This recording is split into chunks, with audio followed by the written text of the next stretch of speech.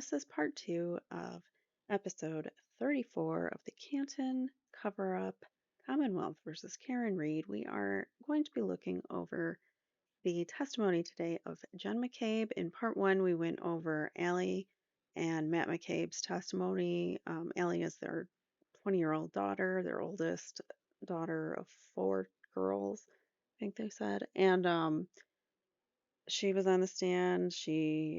We went through her cross-examination, and we also went through Matt McCabe's cross-examination in part one. So in this episode, we're going to go through some important pieces that I've picked out of Jen McCabe's testimony. I'm only going to play a tiny snippet of her direct because I'm going to show you how it was disregarded completely. And it's pretty funny. So let me make sure that you guys can hear this, and let's begin. So I just want to dive in because there's a lot I want to get through. I'm covering like big key pieces, but so I'm trying not to like show you all of her testimony because she was on the stand for 3 days, a total of 3 days, um, maybe like a half a day for 2 of those days. So maybe like altogether, she was on the stand for 2 days total, like time wise, hours wise. But anyways, so let's begin with Jen McCabe's testimony. This is actually from her direct. So he's asking her about the cracked tail light. So Jen McCabe is going over her testimony as to the events of that evening into the morning, finding Officer John O'Keefe, whose life was lost in this case and gets a little overlooked with all the drama that it ensues. So, anyways, let's start with Jen, and here's what she says about the tail light. Ms. Roberts would have pulled in a car behind you, correct? Yes. And so after the three of you get out of your respective vehicles, what happened then? Karen brings us to the back of the car and she says, look, see, I have a cracked taillight. And where on the vehicle was she directing yourself and Ms. Roberts' attention to? The back right. So the passenger side, rear part of the vehicle. Yes. This is right after they got back to John's house when Jen McCabe was driving Karen's car because Karen stopped at Jen's house and because she was hysterical, according to all these people. And I'm not saying she was or she wasn't. I just don't like how everybody's talking about her, calling her crazy and hysterical. And you'll see a little bit of that. But so Jen drove Karen's SUV back to John's house, and Carrie Roberts met them there. And then all three of them got in Carrie's car, and Karen was in the back seat. So this was right in between that time. So they get out of the cars and um,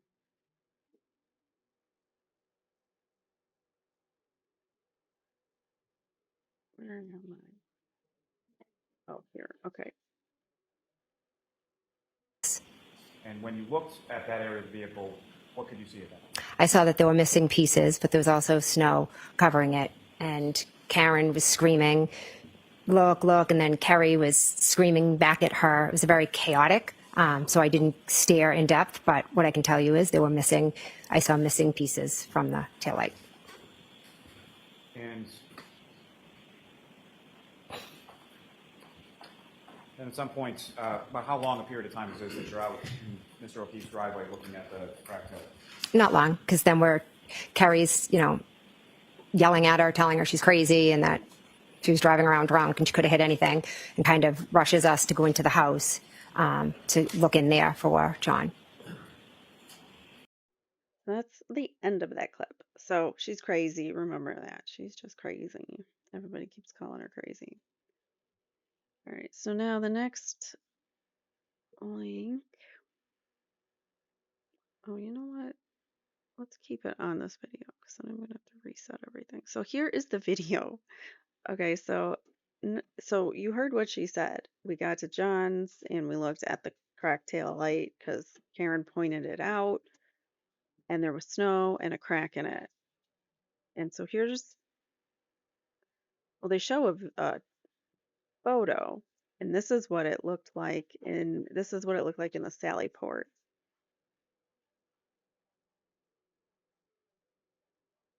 Hold on. Sorry about that. My dog's thinking it's lunchtime. All right. So that's the photo of the SUV in the Sally Port. They have police tape around it. Finally, they found police tape because they didn't use police tape at the scene, but they used it in the Sally Port over the car. Okay. Um, so here is the video that supposedly they all get out and look at the car, right? That's what Jen just testified to. Ms. Gilman, if I could have video number 154 from the driveway.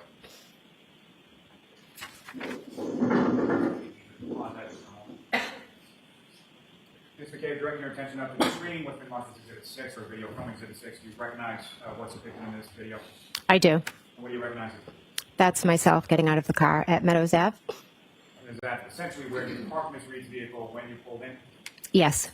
If you could, just direct the jury's attention with a laser pointer as to where Ms. Reed's vehicle is, if you parked, and if you see Ms. Roberts' vehicle. That is Miss Reed's, and that would be Miss Roberts. And as far as the right garage door that you entered into the house, if you could direct the jury's attention to whereabouts that would, I know it's not on the video, but where would it be? Walk straight. If you could run this into fire.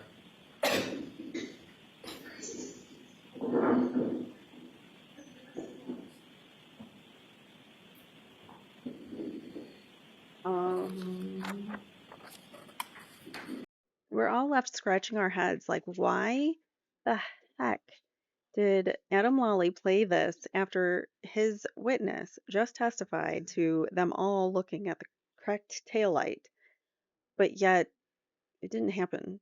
Do you see how that, like, so how long does it take to impeach Jen McCabe? Basically on direct, she can be impeached already by the prosecutor who doesn't know what the heck he's doing in this case because he just impeached his own witness. So it doesn't take long to impeach Jen McCabe. So case closed, lesson over. No, just kidding. We have a lot more to go through. But isn't that crazy?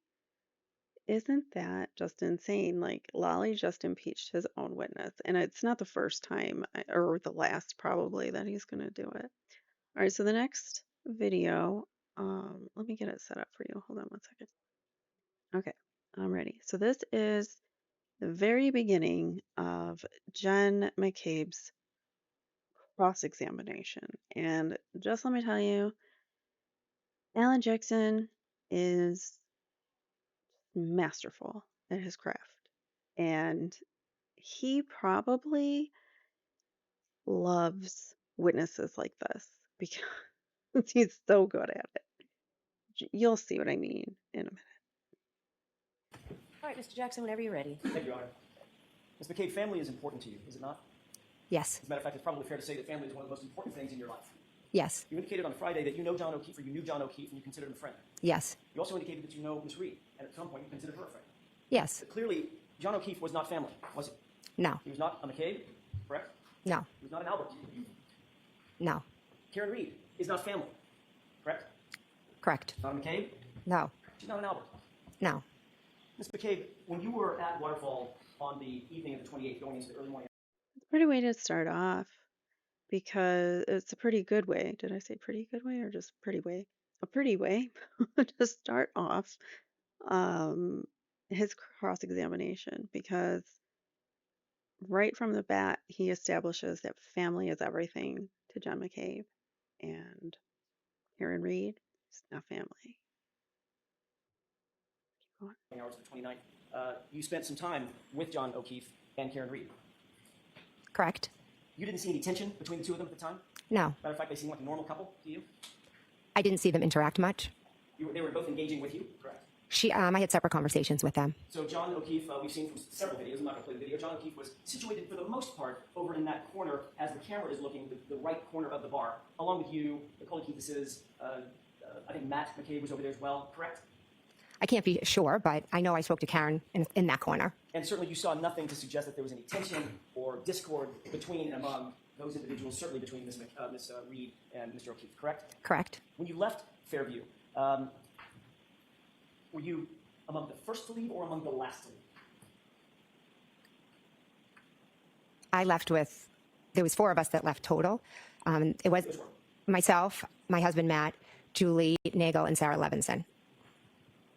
When you walked out, Karina Kolakithis was close by, close in town, correct? Oh, wait, are you talking about leaving the waterfall? The waterfall. Oh, I'm sorry, I was confused. I was talking about Fairview. Leaving the waterfall? Correct. Yes, we were one of the last to leave. All right. And Ms.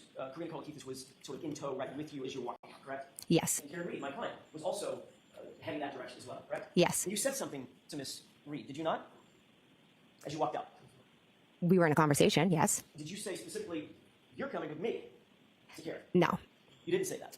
not exactly those words. What exactly were the words that you used? I said, why don't you come with me? And you even waited outside in what was ultimately freezing cold temperatures for Ms. Reed, correct? Yes. If you could take a look, Your Honor, with court's permission, Exhibit 53, I'd like to play about maybe a 15-second clip from that. Okay. Actually, it's a little bit longer than that. It may be a minute. Can we pause this, Mr. Biggs?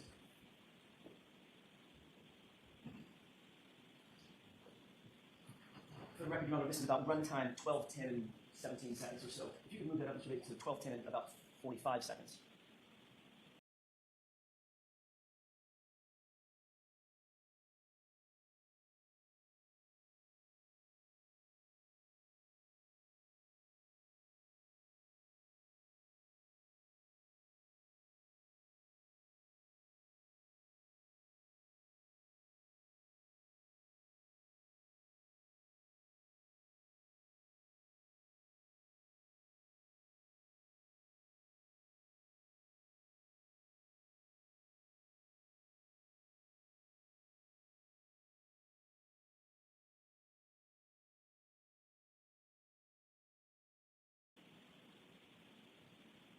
That's close enough.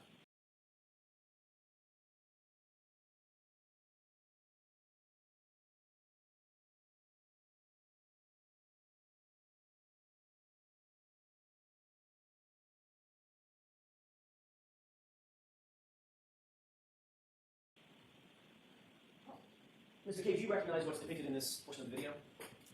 I see a car. It's kind of hard to see. I don't know what that thing, the white thing is. Okay, let's go ahead and play it. Let's see if you recognize any of this.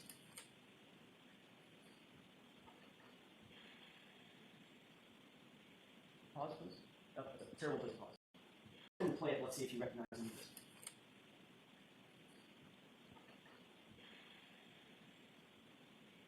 Pause, please. Oh, that's a terrible place to pause. A little further. It's also not super clear. Can you see a person in that video? From where I'm sitting now. It's a little tough. Yes. Let's go ahead and play it forward. Well, actually, we can advance that just a little bit. Did you see a person in the background right there? Honestly, I can't make out what that is. Let's play it forward and see if this helps. All right. Now do you see a person? Yes. The lighting is terrible. I apologize. Not my video. Do you know who that person is? I don't know. That's you, isn't it?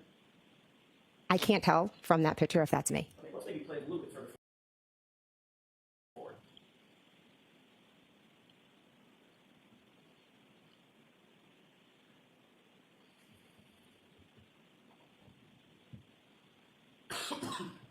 Pause. Now, with the flag out of the way, do you recognize anybody in the foreground down at the bottom right? That looks to be John. Mr. O'Keefe? Yes. Do you see someone to his right? I do, yes. And who's that person? I cannot make it out in the photo. Okay, let's go ahead and play it forward. And pause. You see the person with the sort of white shoes just above the car. Yes. Does that appear to be you? I can't make that out that it's me, but I know I was there, and I know I spoke with them. Okay, so you do recall walking outside and sort of waiting and hovering in about that area, correct? I was talking with them. Okay. Does it appear that you're talking with them No. in this frame?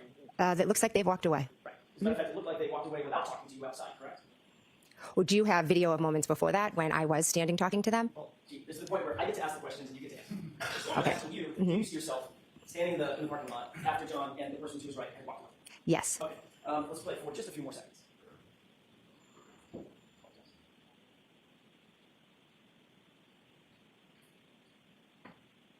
Pause.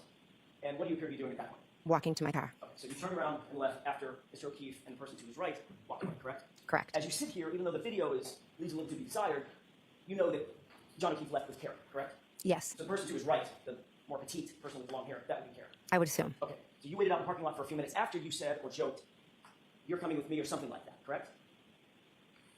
I wouldn't, no, I was speaking to them, and then I walked to my car. You didn't say to Mr. O'Keefe, "You're coming with me." You said to Karen Reed, "You're coming with me," or something to that effect, correct? Mr. O'Keefe was not outside when I said to Karen, "You're coming with me." I told Karen, "You're coming with me," because John was still in the bar with Matt.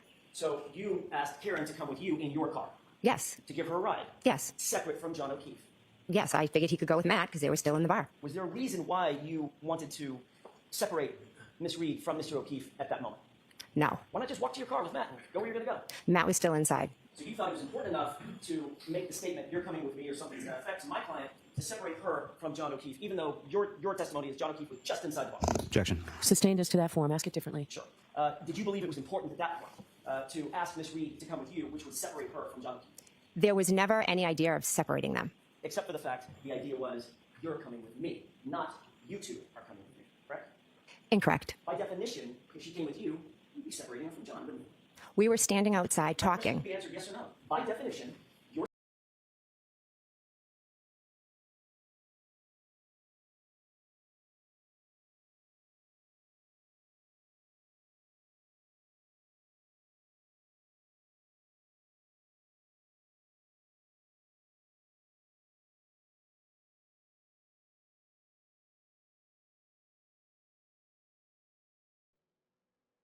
Gosh darn it.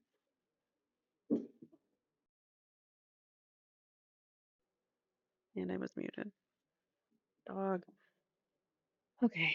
Sorry. So it makes me wonder why is she not wanting to answer this question? She really is desperately trying not to answer it. So I'm going to rewind just a few skips here and listen to it again. She doesn't want to answer why she's trying to separate Karen from John, or she won't admit that that's what she was doing. And I think this is a big enough deal that they bring enough attention to this, the attorneys, that this potentially might have meant something. Maybe they were trying to lure the lure John to the home. Maybe they were trying to get John away from Karen. I don't know. It's really strange, the whole thing. So here it is again, or at least it was like a few There was seconds. never any idea of separating them. except for the fact the idea was, "You're coming with me," not "you two are coming with me," correct? Incorrect. By definition, if she came with you, you'd be separating her from John, wouldn't you?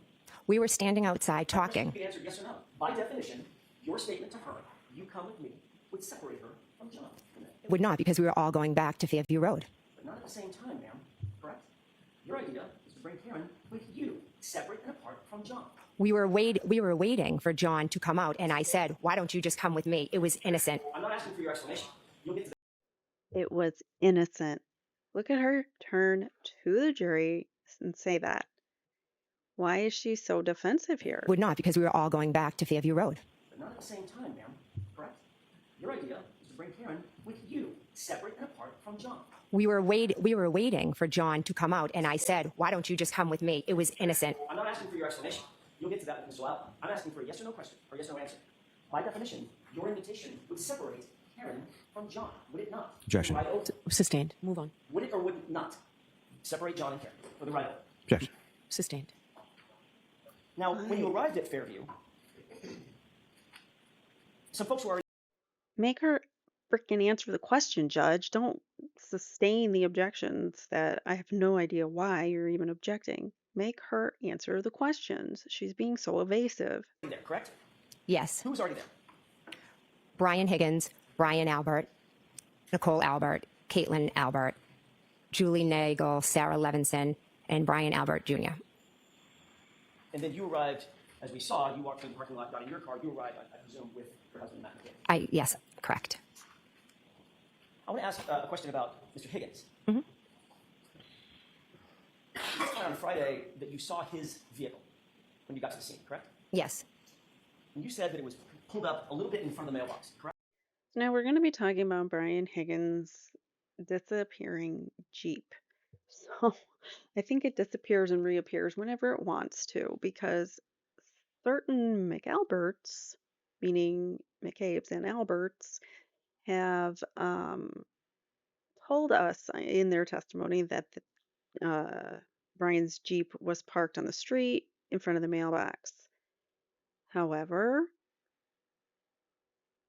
anybody else that gave a statement that night never put Brian's Jeep there. So it's only coming from a select few, and it's very curious as to why we're learning about this Jeep, which makes no sense that if he was parked there and John was lying in the grass and all these people were seeing John lying on the ground, all these people were walking past, driving through, driving right past him, looking out the window, nobody saw it.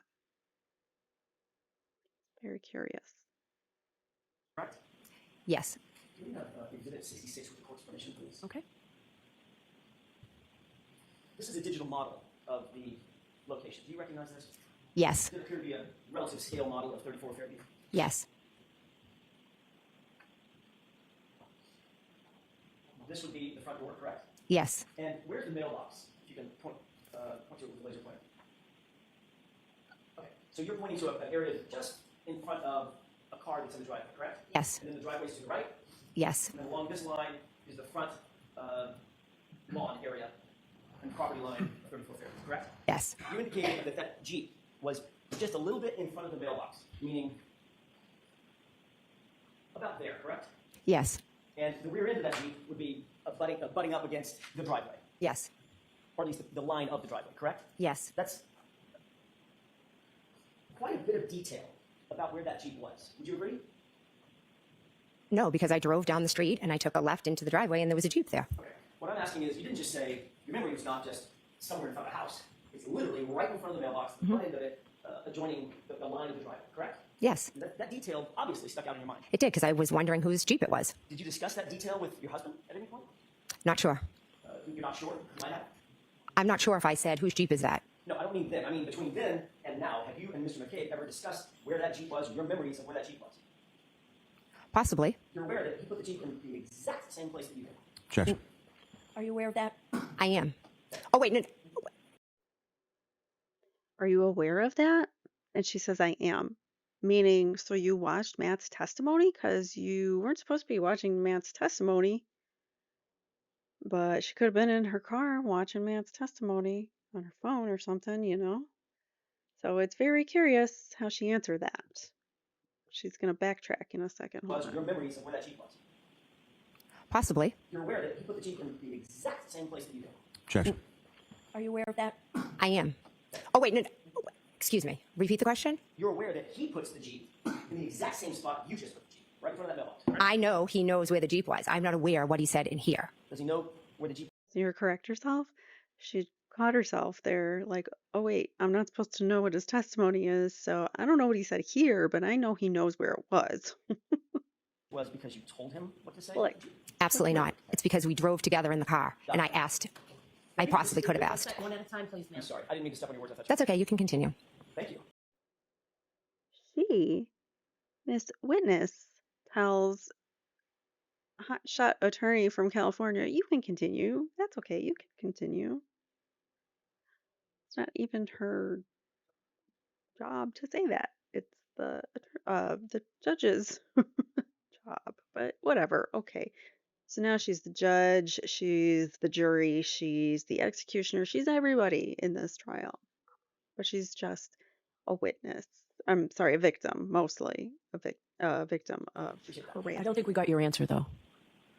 Okay. Yeah, I think Madam Court Reporter was asking for your answer. Can you repeat your answer?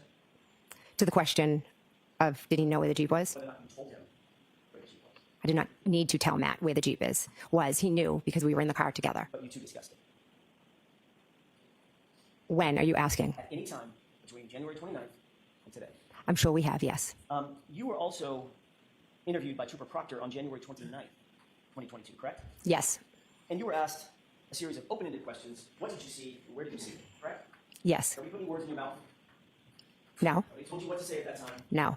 And you told Trooper Proctor that when you arrived at the scene, after you got there, you, quote, first observed the vehicle, meaning Miss Reed's SUV, parked on the street by the driveway facing the direction of Chapman. Correct? Do you have something I can look at to refresh my memery? Sure. Do you not have a memory exactly what you told Trooper Proctor? Well, I know what I'm. Yes or no? You need your memory refreshed? I would like to see what the report says, please. Permission? Yes. Thank you.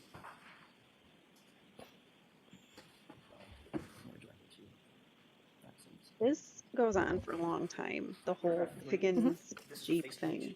You'll review that, especially the highlighted portion. Let me know after you reviewed it. Just read it to yourself. Did you have that? Does that refresh your recollection?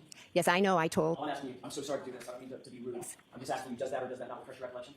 Regarding? What you said to Trooper Proctor on the 29th. Well, I know what I said to Proctor Trooper on the 29th. Okay. I have to do it this way, as court rules. Does that help you with your recollection of what you told Trooper Proctor? I didn't tell I told Trooper Proctor the car was outside when I looked at the front door and was straight outside. Okay. I can't quite get the answer I'm looking for. The court is going to require me to ask this question again. Does that refresh your recollection, yes or no, as to what you told Trooper Proctor? Yes. I did not say this to Trooper Proctor, no. It doesn't help you? No. Okay. May I approach? Yes. Thank you. So you did speak to Trooper Proctor on the 29th, correct? Correct. Right. And Trooper Proctor asked you some very specific questions about where things were, correct? Correct. Focused on Miss Reed's SUV, didn't he? Asked you questions about where Miss Reed's SUV If you was. can show me in the report. All right, I'm going to skip now to the next portion here. It's 107. We're still talking, I believe, about his Jeep, so At no point, when you were describing the vehicles that were out front in front of 34th Fairview on that night, at no point, under oath in front of that grand jury, did you ever mention a Jeep? Did you? I was not asked about any other vehicles out front. So when you were talking about the vehicles that you saw in front in some painstaking detail, talking about the black SUV and Ryan Nagel's truck, you just left out the Jeep because nobody asked you about it. I didn't read anything in that about Ryan Nagel's Jeep vehicle. Did you miss it? I must have. Okay. Is it in there? Yeah, it is. Okay, You, what- in fact, asked about Ryan Nagel's Jeep, weren't you? If you want to show me. Well, I don't want to sit here. Did you I, review your I transcript? just read it all. I didn't see it. Ms. McCabe, Objection. you can't interrupt when I'm talking. Okay. I will do the same for the city. Okay? As you reviewed those pages, you were asked about the cars that you saw in front. Did you not? I was asked about Miss Reed's vehicle. Okay. And at no point did you mention a Jeep being behind Ms. Reed's vehicle, as you testified today, correct? The questions were all about Miss Reed's vehicle. At no point, my question is this. It's yes or no. You did or you didn't. Did you mention, ever, in that grand jury, that there was a Jeep behind Ms. Reed's vehicle? Yes or no? I'm not sure. I'd have to read it all. As you sit here, do you recall mentioning the Jeep? I was asked about Miss Reed's vehicle, and those are the questions I answered. You need to keep your Okay, voice up, please. sorry. Let's try this again. As you sit here, do you recall mentioning the Jeep? I would have to reread the transcript. You don't have to reread the transcript to answer that question. Do you recall mentioning the Jeep? If you don't, you don't. I may not have been asked about the Jeep, so I did not mention the Jeep. Fair enough. Did you, Mr. Higgins, between then and now, between the day of the incident and now, have you ever had a conversation with Mr. Higgins about where his Jeep was parked? No, Have you ever had a conversation with Mr. Higgins about anything having to do with this case? I do not believe so. Did anyone, leaving Mr. Higgins aside, did anyone tell you anything about Mr. Higgins' Jeep and what he testified to? No. Were you ever asked by anybody to mention a Jeep being behind Ms. Reed's SUV in this trial? Can you repeat the question, please? Were you ever asked by anybody to make sure you mention a Jeep being parked behind Ms. Reed's SUV in this trial? Not that I recall, no. After you arrived and you noticed this SUV outside, you started paying somewhat close attention to it, did you not? I went to the front door and looked out the window at the vehicle, yes. As a matter of fact, you texted as soon as you saw the vehicle, that 12:27 hearing, correct? Correct. And then a few minutes later, at 12:31, you texted, "Pull behind me," to John. Is that right? Correct. And then at 12:40, you texted, "Hello," correct? Correct. And at 12:42, you texted, "Where are you?" Correct. And at 12:45, you texted, "Hello," correct? Correct. So that's 5 text messages, and each time you texted him, you were walking to the door and looking out of the vehicle as you're texting, correct? I know for the first 2 I was. You testified at another hearing, another proceeding, on June 8th, 2023, correct? Correct. In that other proceeding, did you testify that you got up and sat down and got up and sat down every time you were texting? Possibly. Okay.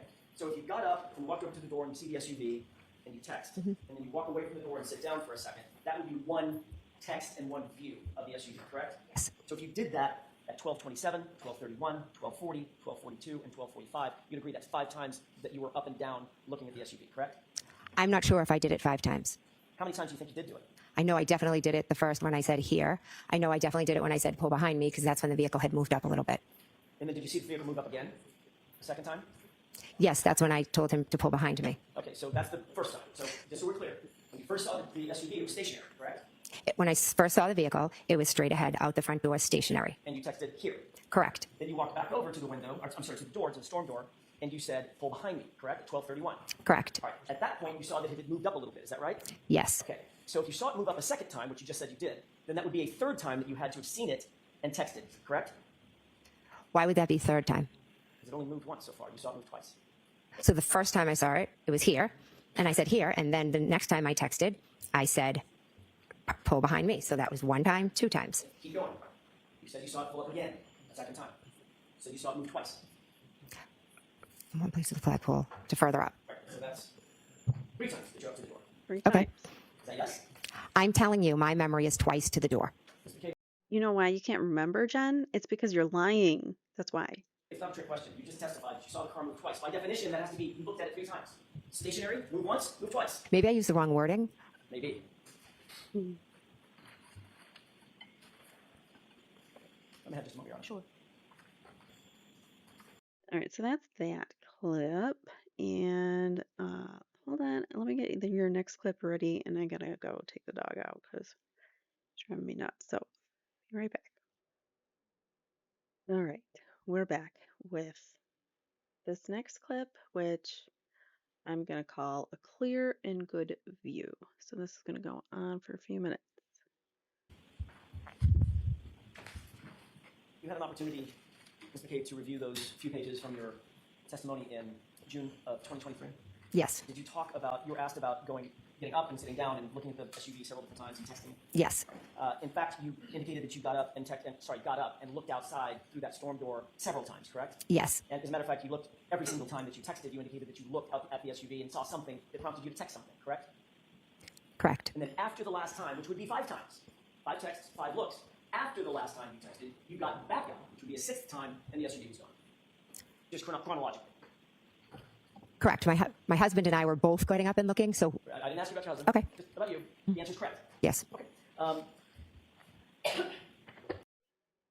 You'll find that many of the state's witnesses can't just give a straight answer. They can't just answer yes or no when it calls for it. They have to give some kind of narrative, and a lot of times Jen does the same. She does it a lot, and Alan Jackson tries to rein her in on that. So it's kind of funny to watch.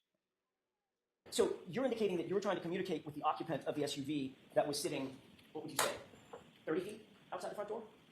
I'm not good with distance. It's further than you and I are from each other, correct? Correct. At least double that, right? Correct. Okay, so could you give me, maybe yards are easier, like 10 yards, 15 yards? Again, I'm not good with measurements. Okay. Just right outside the front door. Within, Straight outside, yes.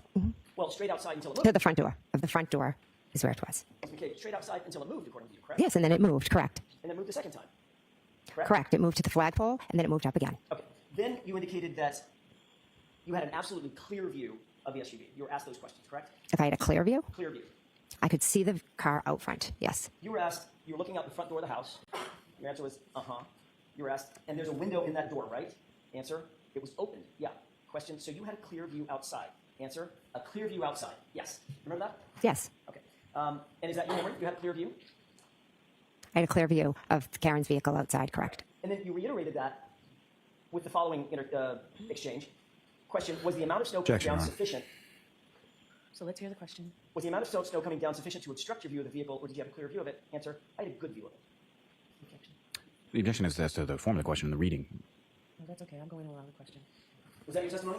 Yes. So not only did you have a clear view, you indicated in your words you had a good view of it, right? Correct. Then you noticed that the SUV was gone after the 12:45 text, right? Correct. So you're looking at that SUV over the course of between the beginning text and the end text. It's about 19 minutes, right?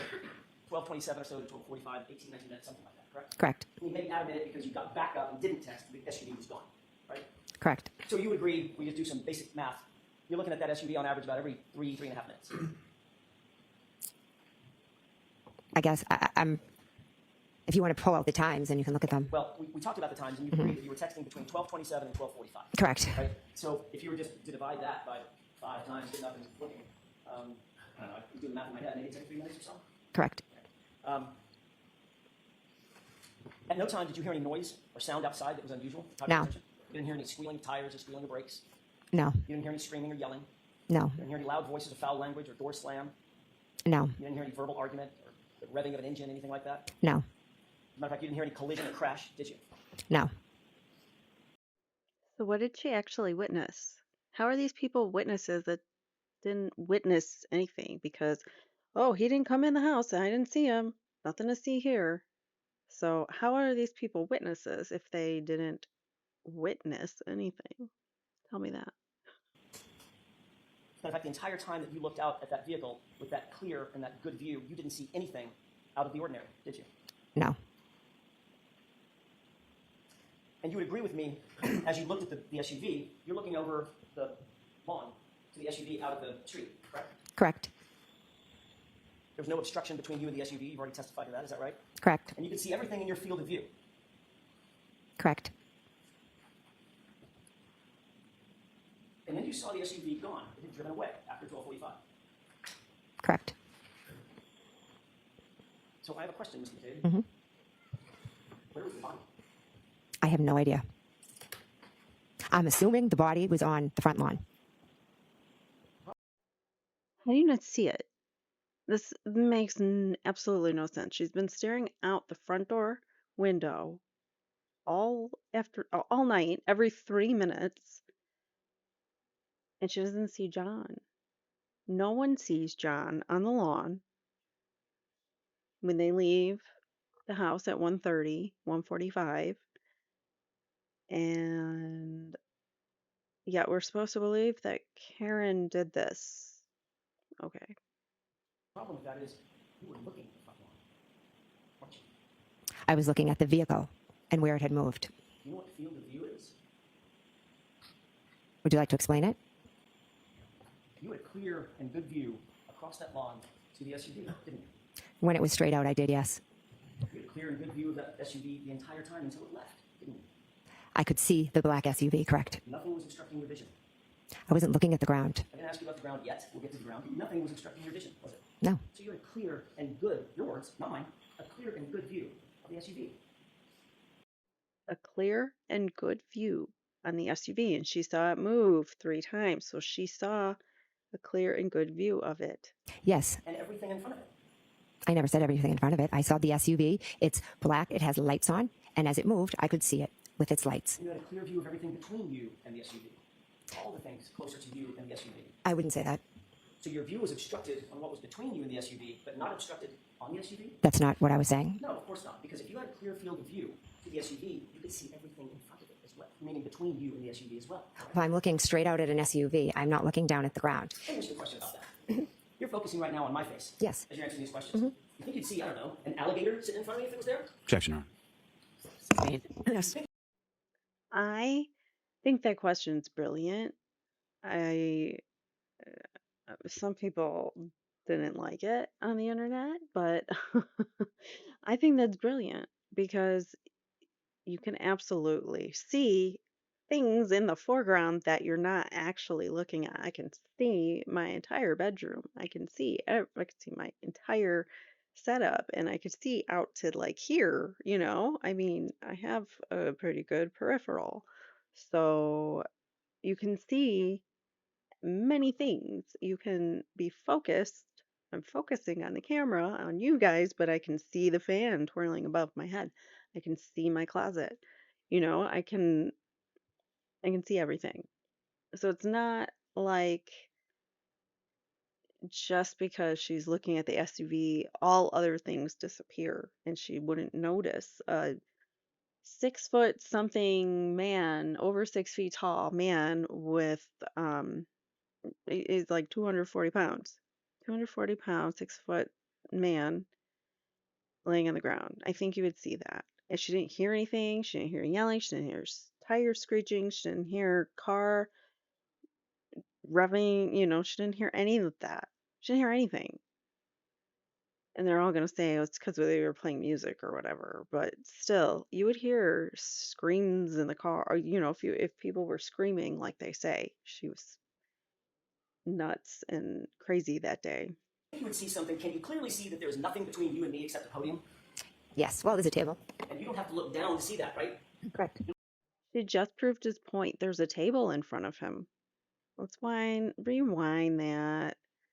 How long does it take to impeach a McCabe? Not that In long. the SUV as well. Well, I'm looking straight out at an SUV. I'm not looking down at the ground. Let me ask you a question about that.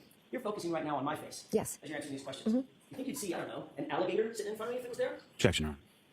Sustained. You think you'd see something. Can you clearly see that there is nothing between you and me except the podium? Yes. Well, there's a table. And you don't have to look down to see that, right? Correct. You're looking directly in my face, but you can see things that are between you and me because you have a field of vision, right? Objection. So I'm going to see counsel at sidebar for just a minute. Why does she need to see them at sidebar? It says za.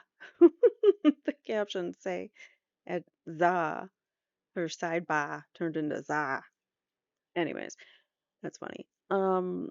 So why does she need to call them up? Because why can't you ask if she knows what field of vision is? I mean, basically, he just had to explain what someone's field of vision is and that you can see things that you're not actually focused on. And she proved his point by saying there's a table in front of you. Not very bright.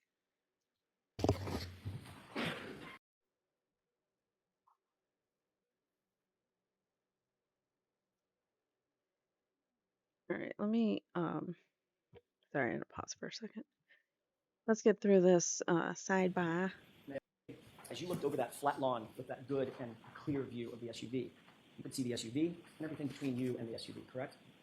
When I looked out the front window, I could see the SUV clearly. Like I'm looking at you right now, and it was further away than you are. And you did it not once, not twice, not 3 times. You did it 5 times, and then a 6th after it was gone, correct? Correct. And after that SUV was gone, when you looked out that window with that clear and good view, there was no body, was there? I never saw a body. Thank you. I wish I had. Sounds like that's a little rehearsed. Not at all. It's not at all. I'll let the answer stand.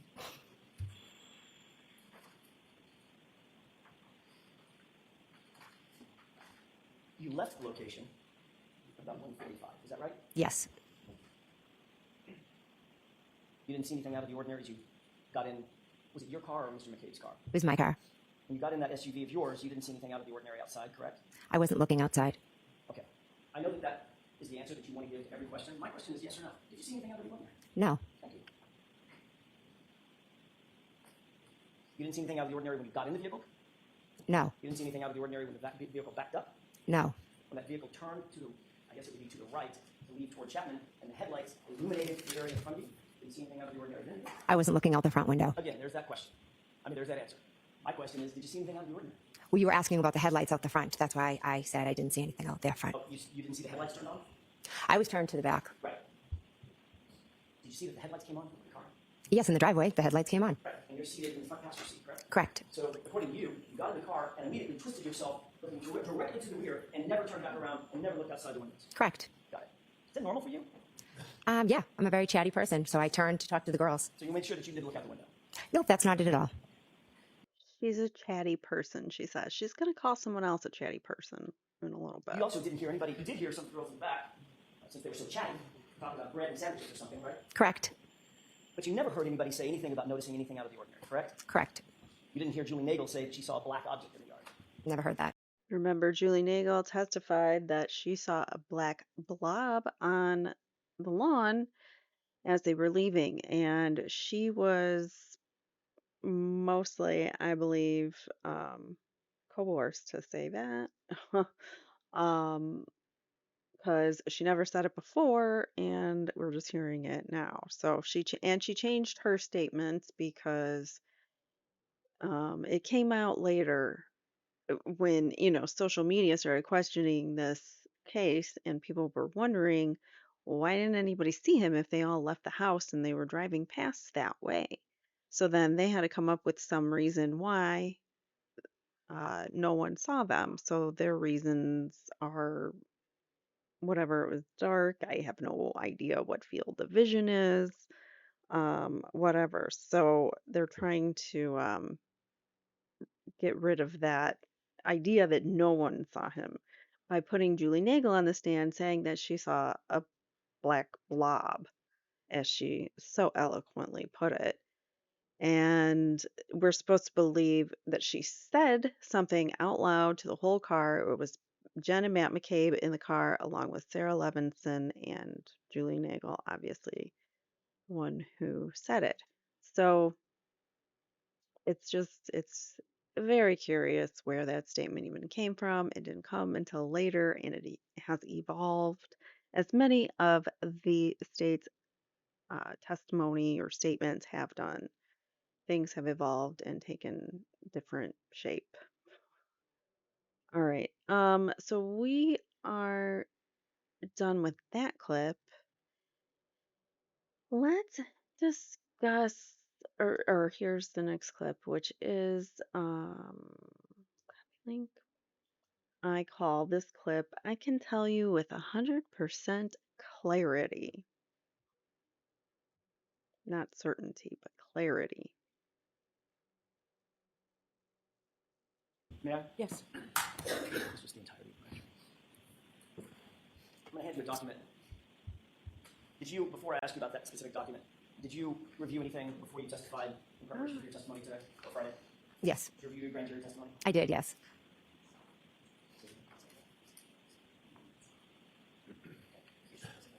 Understood. You did review your grand jury testimony, correct? Yes. So the document in front of you, you recognize it? Yes. That is, in fact, a true and correct copy of your grand jury testimony on that you gave on April 26th, 2022. Is that right? Correct.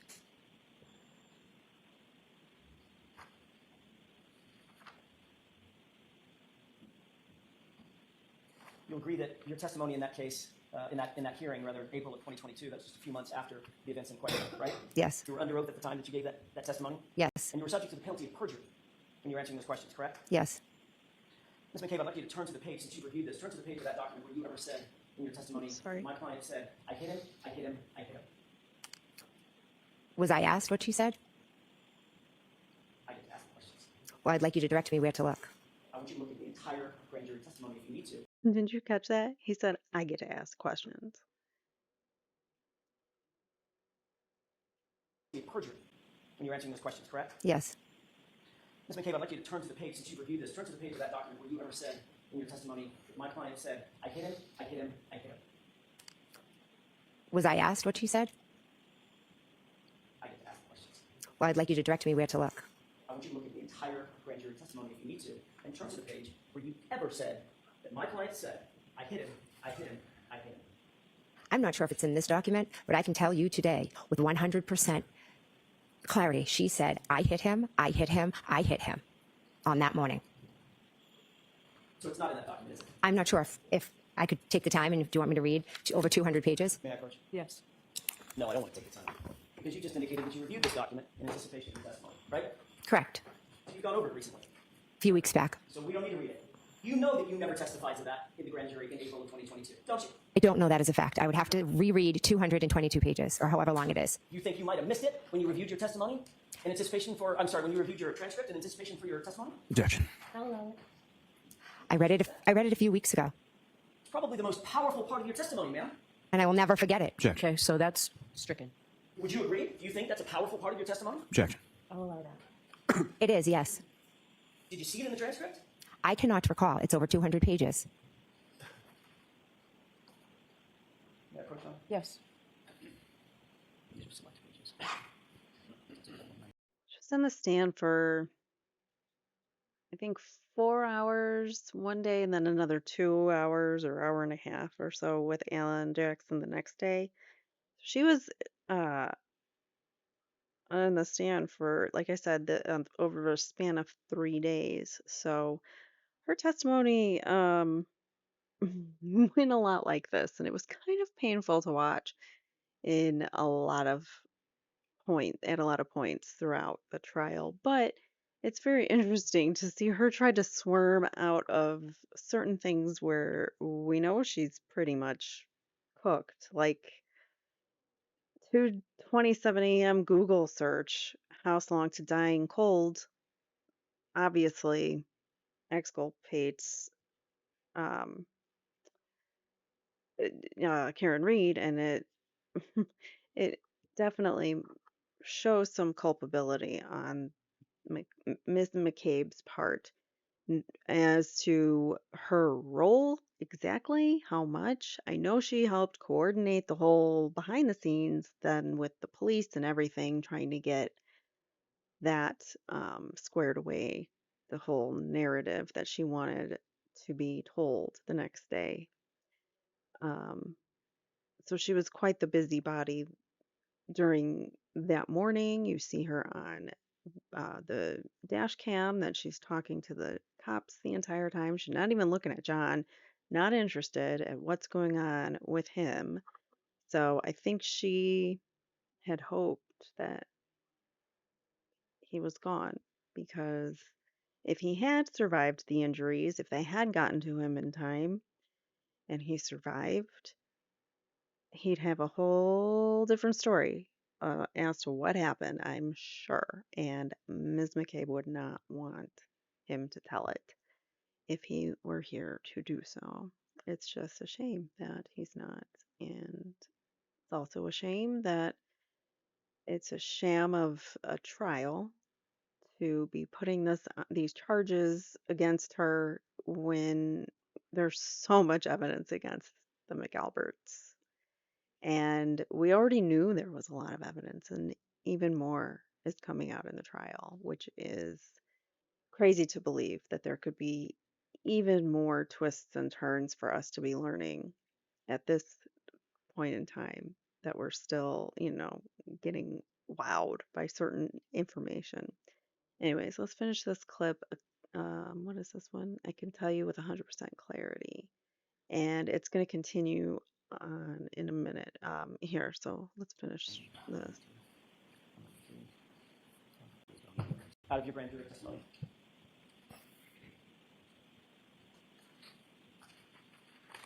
Isn't it true, Ms. McCabe, that you were asked and you testified no fewer than 12 times what my client said, either at the scene or on the way to the scene?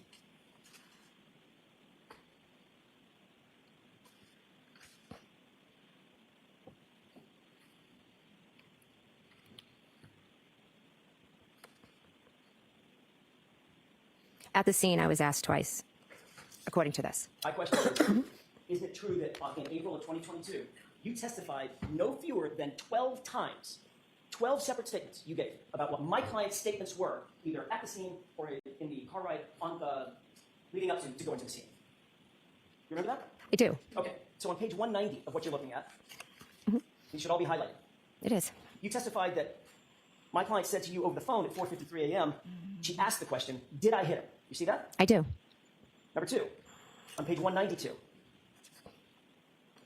talking about when y'all were in the car on the way to the scene, Karen asked the question, could I have hit him? You see that? Yes. Page 9.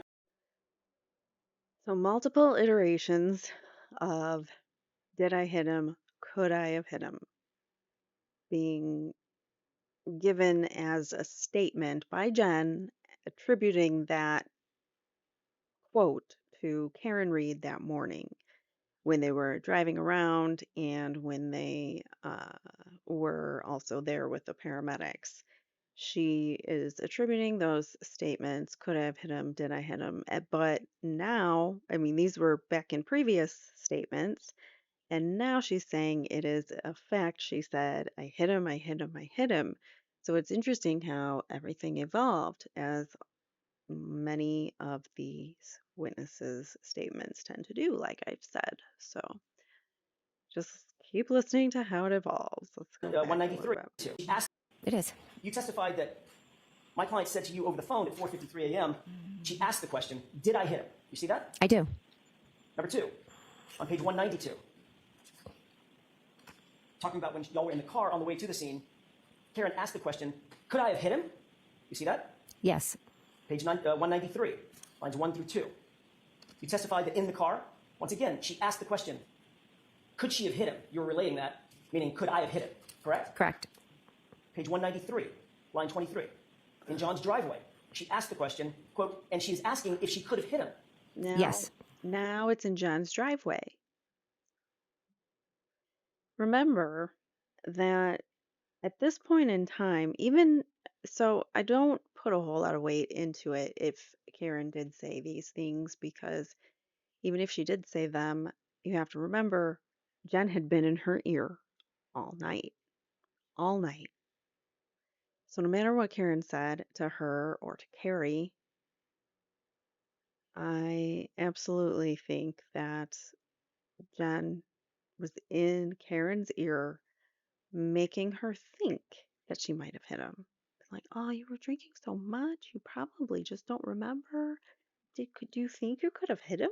Putting that idea in her head, and then she's like, wait a minute, could I? Could I have hit him? Did I hit him?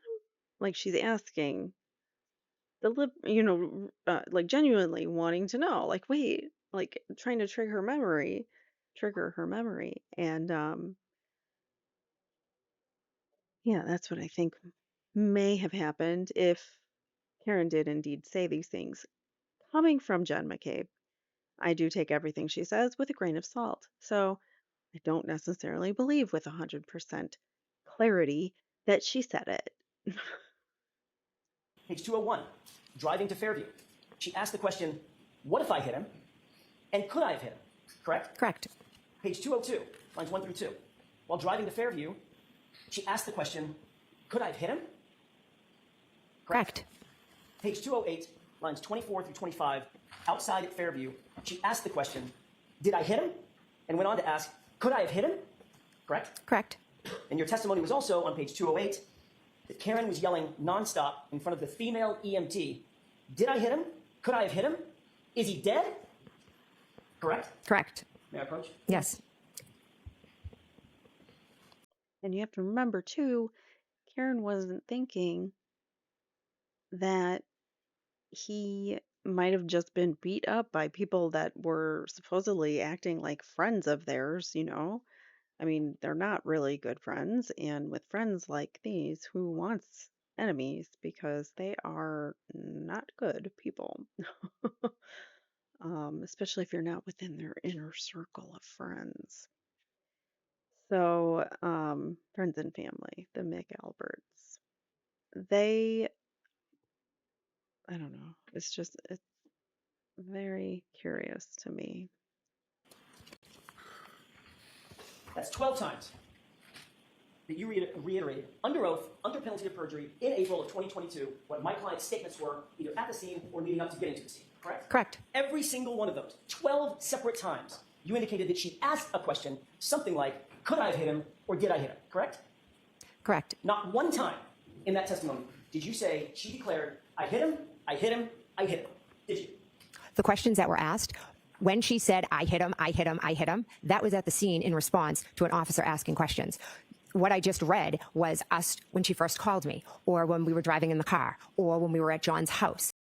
So why would she mention it in all those other places, but not then say, I hit him, I hit him, I hit him? You know what I'm saying? Why would she mention all those other things and not this? So if it was, oh, nice, that's a nice freeze frame for her. She deserves it. So all these different places, she's saying it was at Fairview, it was at John's house, it was on the way to Fairview, it was on the way to John's house from her house. So, all these different variations of where she's saying it, and she can't keep her lie straight, and it shows. You wouldn't leave that part out, in my opinion. You just wouldn't. If you're listing all the other times she said something like to that effect, you would say the final one, which would be more shocking, don't you think? If she just declared, I hit him, I hit him, I hit him, that would be the one most shocking to know, or to have heard. So I don't know. These lies, just all the lies from these McAlberts. I think, why are they being so blatant with their corruption? But at the same time, I think they've been getting away with it for so long that they don't even know what's right and what's wrong anymore, and they don't, and they believe themselves to be upstanding, good citizens, I'm sure. Anyways, So I was answering the question that I was asked. So you believe that you weren't asked the question, did she say to an officer, I hit him, I hit him, I hit him? And if you're not asked the question, did she say to an officer, I hit him, I hit him, I hit him? You're not going to volunteer that she said, I hit him, I hit him, I hit him. That's your testimony. No, that's not. My testimony is our officer was asking her what his name was and different things about him. And at that point, she was saying, I hit him, I hit him, I hit him. Which officer? I do not recall. Well, you recall the I hit him. You just told me that was the most impactful thing in the morning. It was shocking. So what officer did she say this to, supposedly? I was more focused on her and her hysteria than which officer was asking the question. So you have no idea who the officer was even, right? I'm not sure which officer was asking her. It could have been an EMT. Someone said, what is his name? Does he have medical conditions? How old is he? But you were asked that question, ma'am. On page 208, you were asked what she said in front of the female EMT who was asking her questions. And her answer was, your answer was, she said, did I hit him? Could I have hit him? Is he dead? Is that right? That is correct. That But would have been a good time to offer up that she confessed, I hit him, I hit him, I hit him, right? Objection. Sustained as to that form. Ms. McCabe, the truth of the matter is you've manufactured this new story for this jury because you think it helps you out. absolutely not. You called 911 at 6:04 a.m. Is that right? Yes. Your Honor, with the court's permission, Exhibit 36 has already been marked and entered. I would ask to play a portion of that 911 tape, not the entirety of it. Okay. oh, we're not going to listen to that. Sorry. I'm going to stop the clip.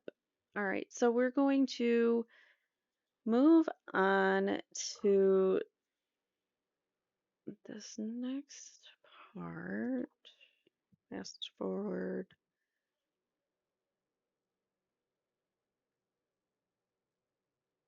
This is Something you still said part just of before we the. broke, and that was in respect of the statements that you attribute to my client out of the This scene. is still part of all the statements about the I hit him, I hit him. So it's still. Let me turn on your captions there. You said, well, there was an officer possibly asking questions, or it could have been a female EMT, and I wasn't answering questions about that, correct? Hence, you didn't say, I hit him, I hit him, I hit him. Can you be clear on your question? Let me rephrase that. Before we broke a few minutes ago, you had said, the reason I didn't say, I hit him, I hit him, I hit him, is because I was never asked. And the subject never came up about when an officer asked her when she declared that. So I just didn't. I was never asked about Brian Higgins' Jeep, so I never talked about Brian Higgins' Jeep. I was never asked what Karen said at the scene, so I never said it. Okay, lady, come on. Offer. And then you said, or it could have been an EMT. Yes, I'm unclear who was there. Isn't it true that at the grand jury, the question that was posed to you, and this is counsel page 208, grand jury, the question that was posed to you is, quote, so what happens next with yourself, Ms. Roberts, and Ms. Reed? And your answer was, so there are different, police officers getting statements from us. At one point, I'm standing with Ms. Reed, and she's saying, did I hit him? Could I have hit him? And there was, I believe, an EMT, a female, standing right next to me and listening to her yelling, did I hit him? Could I have hit him? Is he dead? Is he dead? Is he dead? It was pretty much nonstop. Remember that testimony? I do. So in point of fact, you were answering the direct question about what happened in front of the police officer and the EMT, correct? There were multiple police officers and multiple EMTs present. So now this is another police officer and a different EMT. I'm not saying that. Okay. But nowhere in this did you say that she declared the words, I hit him. Correct? We agree on that. Correct. Your Honor, I have an item I would like to have marked as next in order. All right, so that's that clip. He's pretty good, this Alan Jackson guy. What did I just do? I don't know. All right, so this next clip I am going to call Honest and Truthful. We know that you called at 6:07, 6:08, or thereabouts, and about 6:23. 2 to Nicole, 1 to Brian, correct? Correct. And you'll agree with me that notwithstanding those phone calls, by the way, did you leave voicemails? No. When did you hang up? Before it went to voicemail, or was it into voicemail before you hung up? So it was a bit of a hysterical scene that morning, and I was in a state of shock, and I was just calling my sister and my brother-in-law. They did not answer the phone. I cannot tell you when I hung up because it was a hysterical scene. I was in a state of shock. Everyone was running around, and what seems to be forgotten is that my friend was lying there on the ground. Oh, I don't think anybody's forgotten that. You, in fact, did not leave voicemails for any of those 3 calls, did you? Again, I don't have my phone record in front of me. And that's because Nicole didn't get any voicemails. Because the calls were answered, right? The calls were not answered. You agree with me that Call logs show differently. The call logs show that they spoke for a couple seconds 2 times while she was on the phone with 911, or shortly after. She calls her sister Nicole, who is inside the house, Nicole Albert, homeowner, calling her, trying to get her to come out, it appears or seems. I think that the Alberts had a different plan, which involved them coming out that morning, and Brian and Nicole changed plans and said, we're not going out there, and leave it all to Jen to figure out, to clear up. And I think that's what happened. And I don't think Jen was notified that they weren't going to be coming out.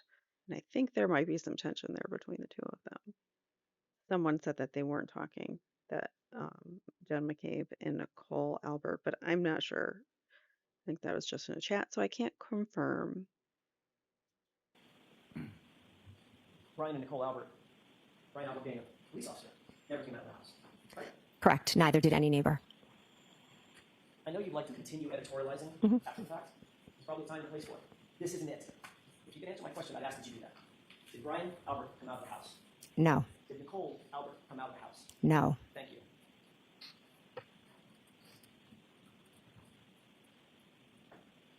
How many of the initial police officers from Canton Police Department who responded to the scene were you friends with?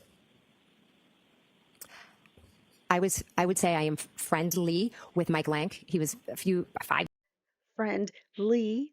He's not my friend, but I'm friend Lee.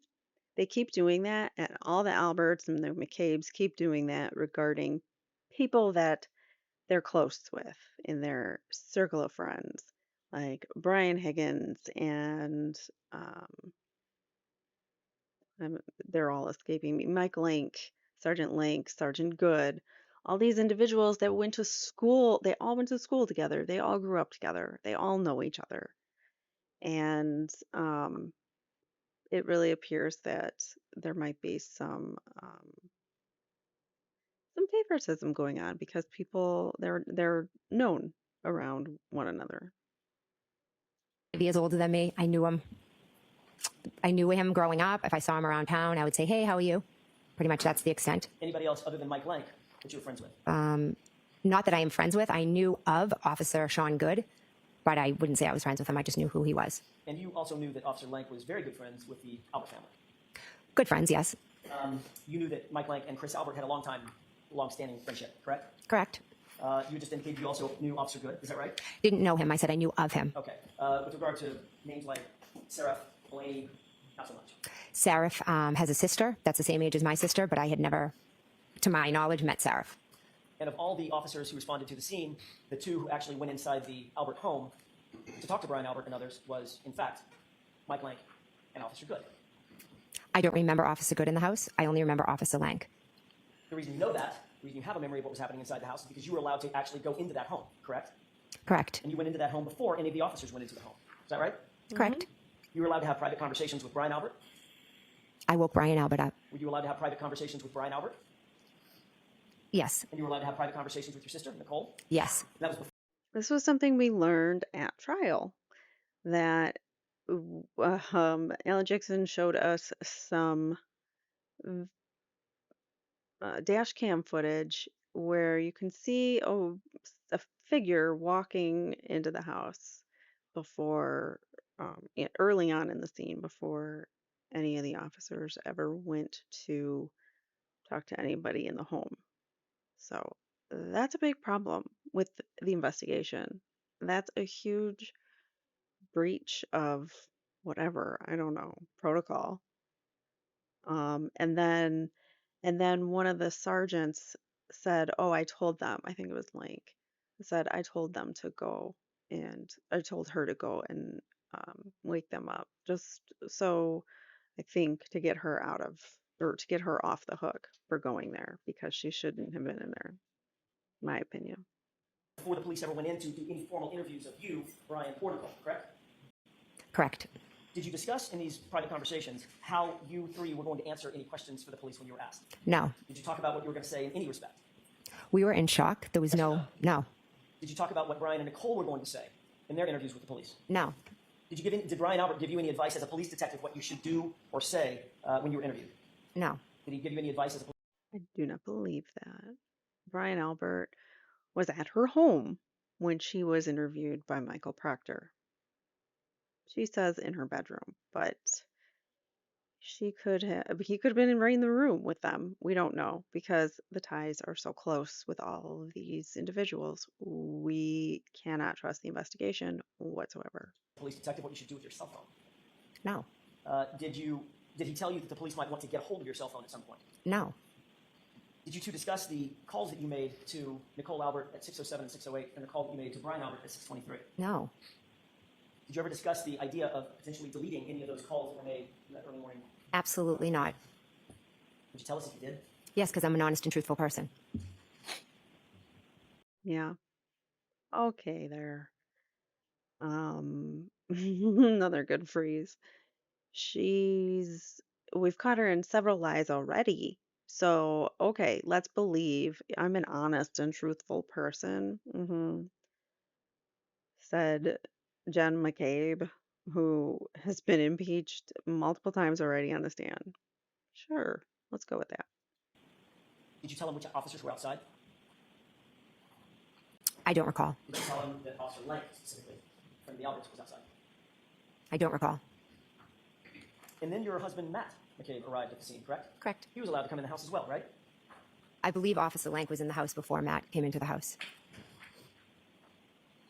And a little bit later that morning, Julie Albert came over, correct? Correct. And by the way, Officer Lank, after just a few minutes, then left the house, correct? Correct. Leaving all the witnesses inside together. Correct. And I can't remember if I asked this question or just thought it out loud. Did Julie Albert come over? She did. And then Chris came over. Yes. Even Brian Higgins came over. Correct. These are all friends and family of yours, correct? Not Brian Higgins. I had only met a handful of times. But you consider him a friend. A friend of Brian Albert's is how I would reference him. Fair enough. So these are friends and family of Brian Albert.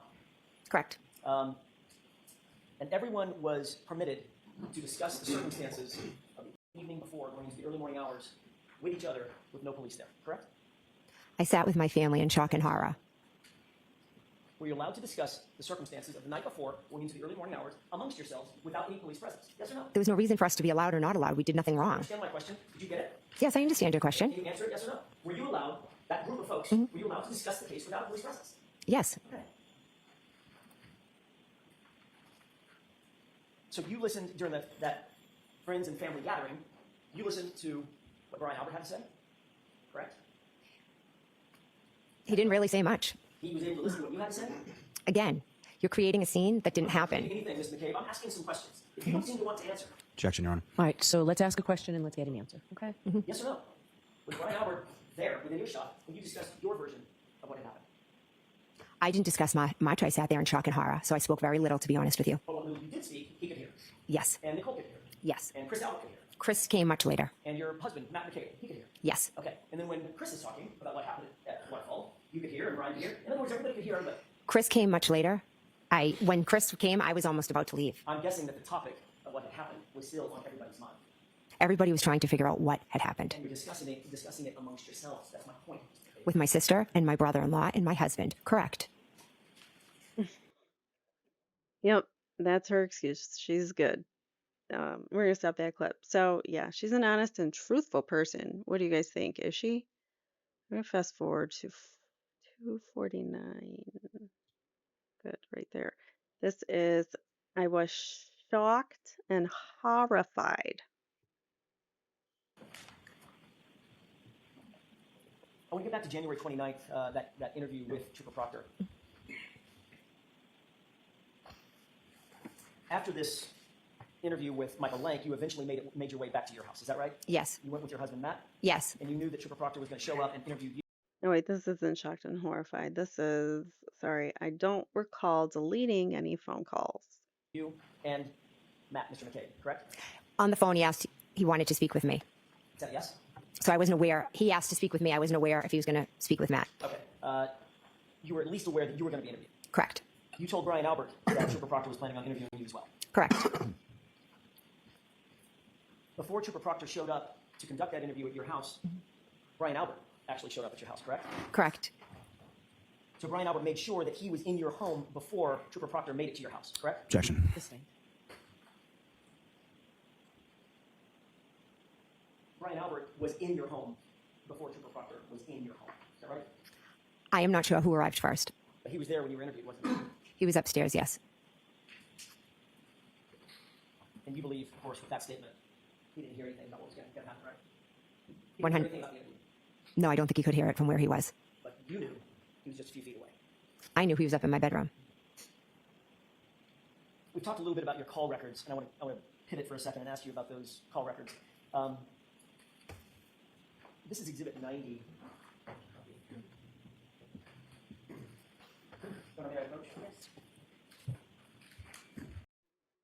Oh, whoops. I just screwed that up. Where were we? 240, 250 something.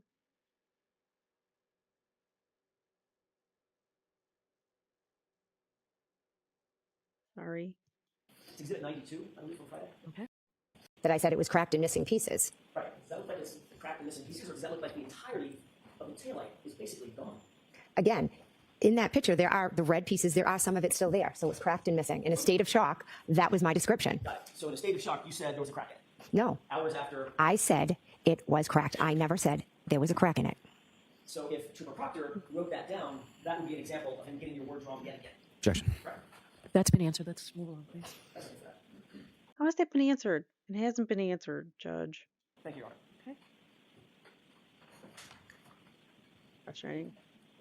I want to get back to January 29th, that interview with Trooper Proctor.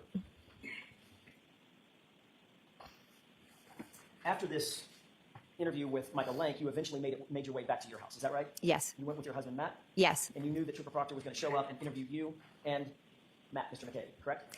On the phone, he wanted to speak with me. Is that a yes? So I wasn't aware. He asked to speak with me. I wasn't aware if he was going to speak with Matt. Okay. You were at least aware that you were going to be interviewed. Correct. You told Brian Albert that Trooper Proctor was planning on interviewing you as well. Correct. Before Trooper Proctor showed up to conduct that interview at your house, Brian Albert actually showed up at your house, correct? Correct. So Brian Albert made sure that he was in your home before Trooper Proctor made it to your house, correct? Objection. Sustained. Brian Albert was in your home before Trooper Proctor was in your home. Is that right? I am not sure who arrived first. But he was there when you were interviewed, wasn't he? We watched all this. Where? Okay, there we go. This Sorry. is a forensic extraction report of John O'Keefe's cell phone that you were shown on Friday, right? There you go. Correct. You acknowledge that it's an accurate report of calls found on John's phone between. These are calls. He's trying to show that there were calls found on John's phone that were not in her call log. And that's what he's trying to bring to the attention of the jury because she deleted a bunch of calls from her call log and text messages and things like that. So this is why does her phone records not match up to John's phone messages and records? You would think that they should. You and him. Is that right? I believe so, yes. Okay, and this shows the calls that you made to John's phone or you received from John's phone on or between or at or between 12:14 a.m. and 12:50 a.m. I want to direct your attention to those time frames, correct? Correct. All right, I want to start at the bottom. It may go in reverse chronological order. Okay. I think it does. At 12:14, it shows that you called John O'Keefe and that call was answered. Is that right? Yeah, correct. At 12:18 a.m., it shows that John O'Keefe called your phone and that was answered as well. Correct. And then at 12:29 a.m., you also called John O'Keefe's phone and y'all had a short conversation as well. Is that right? No. The record shows, I think it shows, pardon me, unknown, correct? In terms of whether it was missed or answered? Excuse me, can you repeat that? Sure, 12:29, I want to concentrate on the 12:29 a.m. call. Okay. That one, in the Celebrite extraction, it shows in terms of whether the call was answered or not, the status is unknown, correct? It's on the last page. Yeah. Second row from the top. At 12:29. Unknown, yes. Unknown.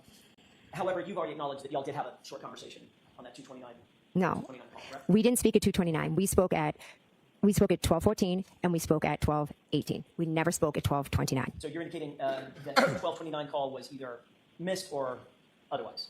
Went to voicemail, something? The 12:29, yes. Okay. I want to show you a document. Well, let me ask it this way. According to this, there were 6 more calls between your phone and John O'Keefe's phone. Correct. Count, correct? 1, 2, 3, 4, 5, 6. And that's before, or that's up to 12:50 a.m. Is that right? Correct. All right. I'd like to show you another document. I don't know if I could approach briefly.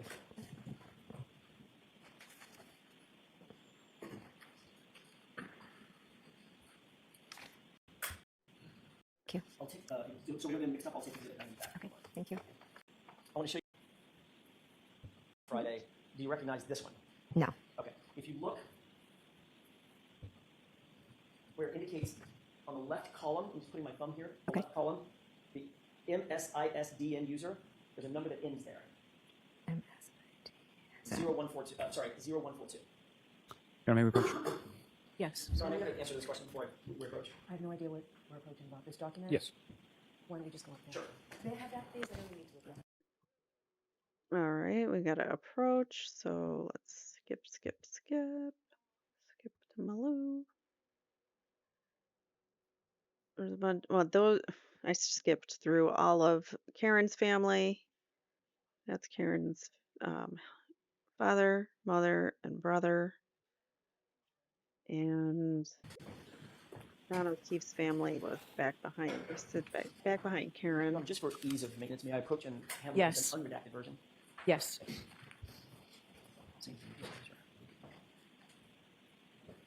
Thank you. You're welcome. If you look on the left column, Ms. McCabe, Yes. you'll see something that says Apple ID. Yes. Look to the right of it. Do you recognize that unredacted portion? I don't want you to read it out or anything. Do you recognize that? Yes. Whose Apple ID is that? That's mine. Okay, if you look 6 lines below that, there's a full phone number. Again, don't read the phone number out. Tell me if you recognize it. I do. Whose is that? That's mine. Okay. May I approach, Your Honor? Yes. I'll take the unredacted copy back. Okay. So we don't get mixed up. A few more Does minutes this on appear that to clip. be cell-right extraction of your phone records, your Apple ID? Yes. Okay. And you recognize, without telling me what it is, you recognize that phone number as your phone number back at the time and the Apple ID back at the time, Yes. associated with the phone that you then turned in to law enforcement, correct? Correct. Okay.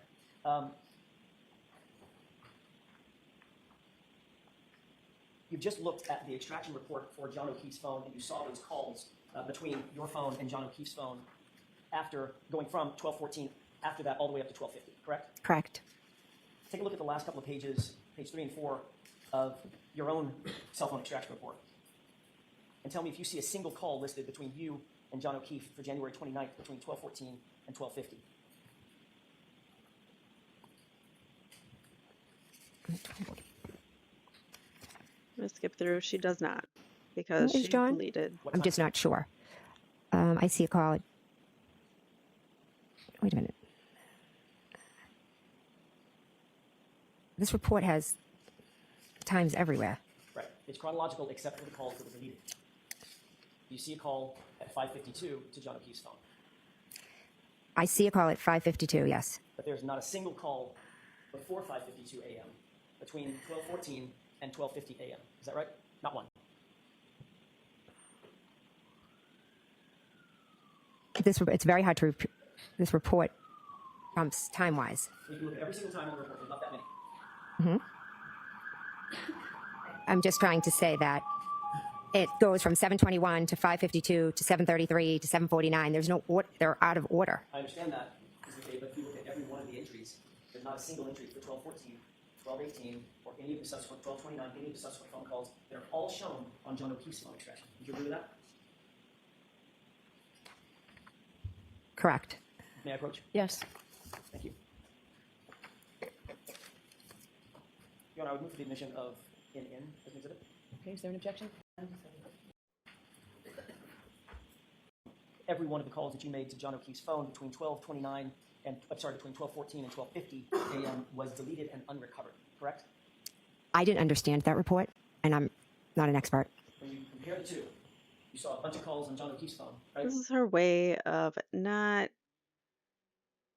backing herself into a corner on the stand. So I don't understand that. I'm not an expert. I can't read that report. I don't know what that was saying. I don't know. You know, he couldn't have deleted them. He passed away, right? Correct. We saw your cell phone extraction, which is the handshake for John O'Keefe's phone. And all your calls are missing, right? Objection. Can you answer that question?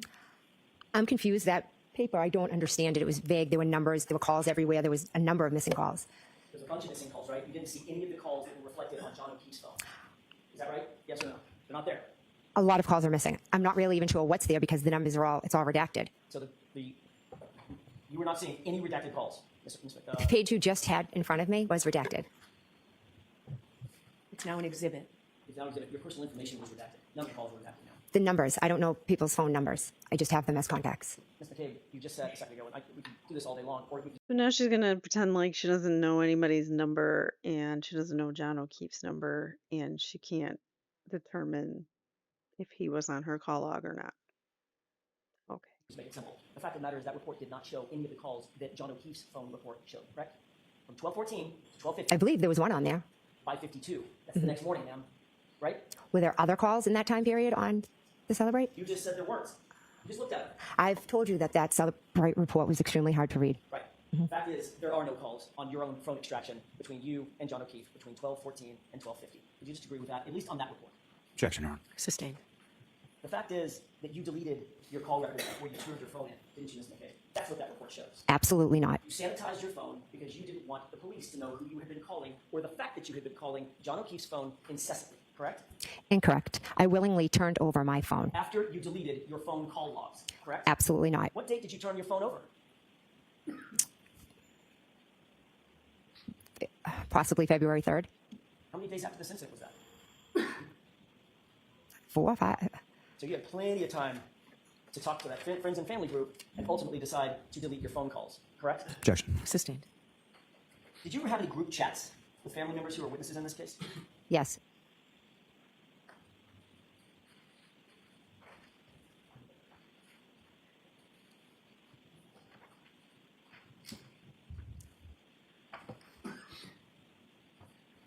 May I approach you? Yes. Look through those. While Mr. Lally is looking through that packet, can I just ask to make sure the record is clear, did you delete any of your calls before you turned your phone into law enforcement? I spoke with the 2 officers that I handed my phone over to, and I asked if I could delete the personal conversations with my daughters. And they said absolutely yes, that I could. So other than calls with your daughters that you deleted, did you delete any other calls on your phone at all? I want to remind you, her daughter, one of her daughters, who we've gone through a testimony on here, Allison McCabe, was Colin's getaway driver. She picked him up and brought him home, apparently. That is what she testified to. Whether that is true or not, we do not know. We do know that he called mysteriously one of his friends, Aaron Beatty, and at like 12 something, 12:20 something at night, mysteriously. It's all this like 12, whoops, sorry. This all like 12:20 something, between 12:20, 12:30. That's when I think they arrived, and it happened within minutes. Whatever happened within minutes. And that's why John never came back out to tell Karen that it was okay to go in or to go home or whatever, because she was still waiting for him to come back, either shoot her a text or come back out and say, yeah, they're not really doing an after party, let's just go home. So she was waiting for him and she never got a response. So that would explain why, if it happened within that like 10-minute time frame. There were text messages. It was actually text messages with my daughters that I deleted, and that was all I deleted. Did you delete any phone calls? I do not recall deleting any phone calls at all. I would have no reason to delete anything. So that's very different than I didn't delete any phone calls. So she doesn't remember. And let's be clear that Cellbrite called out multiple phone calls being deleted, multiple text messages that were deleted, things that weren't on her phone that were pulled on the Cellbrite extraction, there were many things that were discovered or recovered or whatever the term is. So she was able, or she lied saying, or somebody deleted those calls. So either it was her or she got somebody to do it for her, and that's why she can say, I do not remember deleting those calls. I do not remember deleting phone calls means you might have. In day-to-day life, people delete things, but I do not recall deleting any phone calls. In day-to-day life, did you delete any of the calls to John O'Keefe? No, Did you delete any of your calls with Nicole Albert? no, Did you delete any of your calls with Brian Albert? no, With Chris Albert? no, With Julie Albert? no, Colin Albert? no, With any of the witnesses in this case, did you delete any calls before you turned that phone over? no, no. May I please? Yes. Got pretty irritated by that one. She was rolling her eyes like, no, no. Okay, so that's done. That clip is done. All right, this is the shocked and horrified. That's the way she says it. So I hope I'm doing the Boston accent justice because I love it. All right, so yeah. It appears to be about 10 pages long. Do you recognize what's in those documents? Yes, You indicated already that you were part of a group chat with certain members of your family and friends. correct. Did that group chat, I'm most interested in the group chat between yourself, Nicole Albert, Brian Albert, Matt McCabe, on or around that group chat starting on or around February 1st, 2022. Okay. Does that look like a true? These are some pretty explosive text messages between members of the McElbert group talking about Carrie Roberts. An accurate reflection of the text messages between, or certain of the text messages between and among that group? Yes, the ones I've seen. Yes. On Can February you just tell me what page you're on? I'm sorry. Of course, Your Honor. The bait stamp number? 2148. Okay, thank you. Start. Thank you. And they should go relatively chronologically, Your Honor, page by Okay. page. On February 1st, 2022, around 2:15 in the afternoon on this group chat, did you receive a message from your husband on the group? This is on page 2148. That should be the middle bubble. The middle and the bottom bubble. Quote, Julie said channel 4 is in DE. You see that? Yes. The response from Matt McCabe is eating, I assume, quote, ask Chris to ask some questions. Tell them the guy never went in the house, end quote. You see that? Tell them the guy never went in the house. Yeesh. Heard a loud bang. I don't know what that was.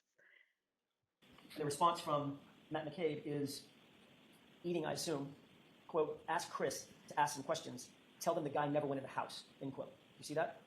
Yes. If you look at the next page, the top, 149, there's a one-word answer from Brian Albert. What is that answer? Exactly. Wow. Does it appear to you from this chat that Matt McCabe was directing witnesses, specifically Chris Albert, what to say to the news media? Objection. I'll allow that. Is that what you're seeing? That is not how I would understand this. He never went in. Tell them he never went in the house was the story that had been concocted between and among this group of people on this chat, correct? Objection. I'll allow that. No. John never went in the house. It wasn't a story. It was the truth. And it is the truth. Just like she said I hid him. Correct.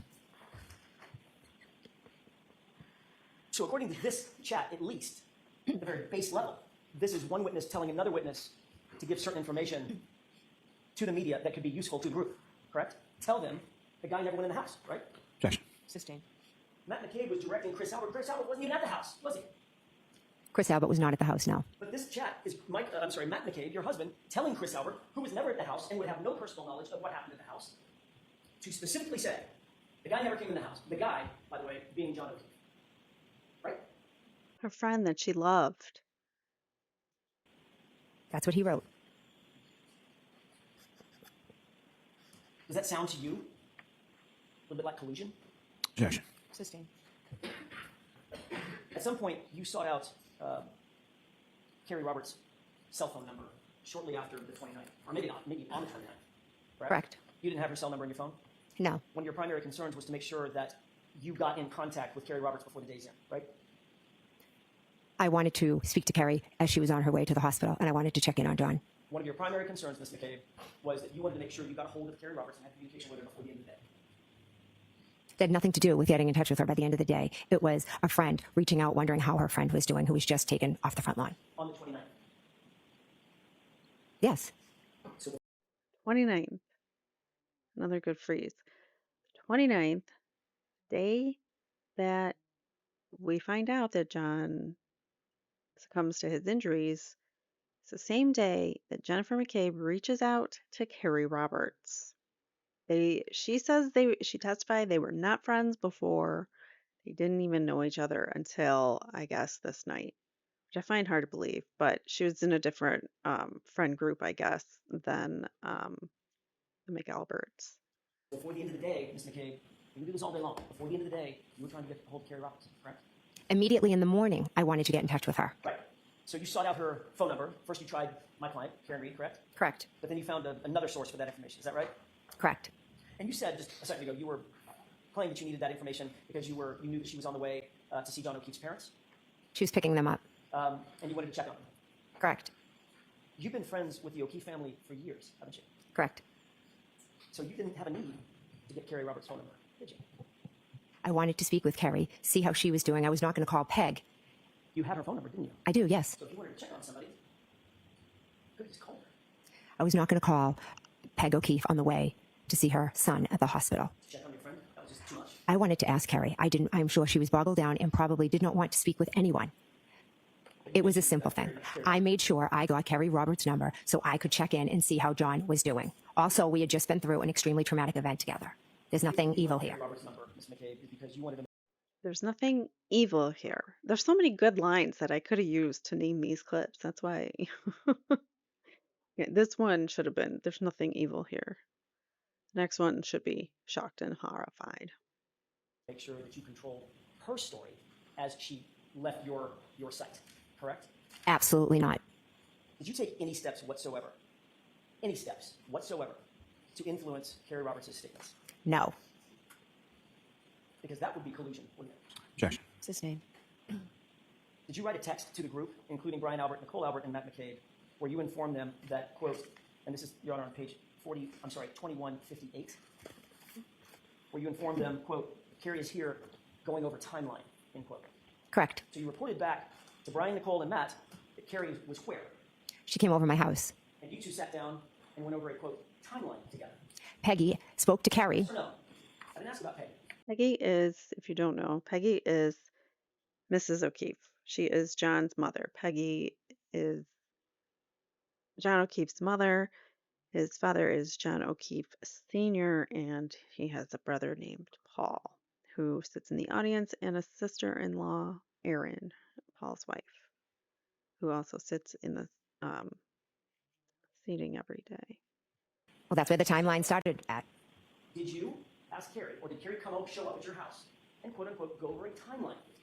Carrie showed up asking to sit down with me to do a timeline so we would remember everything that had And happened. you wanted to be super helpful about that, right? Objection, Your Honor. Also differently. Sure. You wanted to be helpful to Carrie Roberts.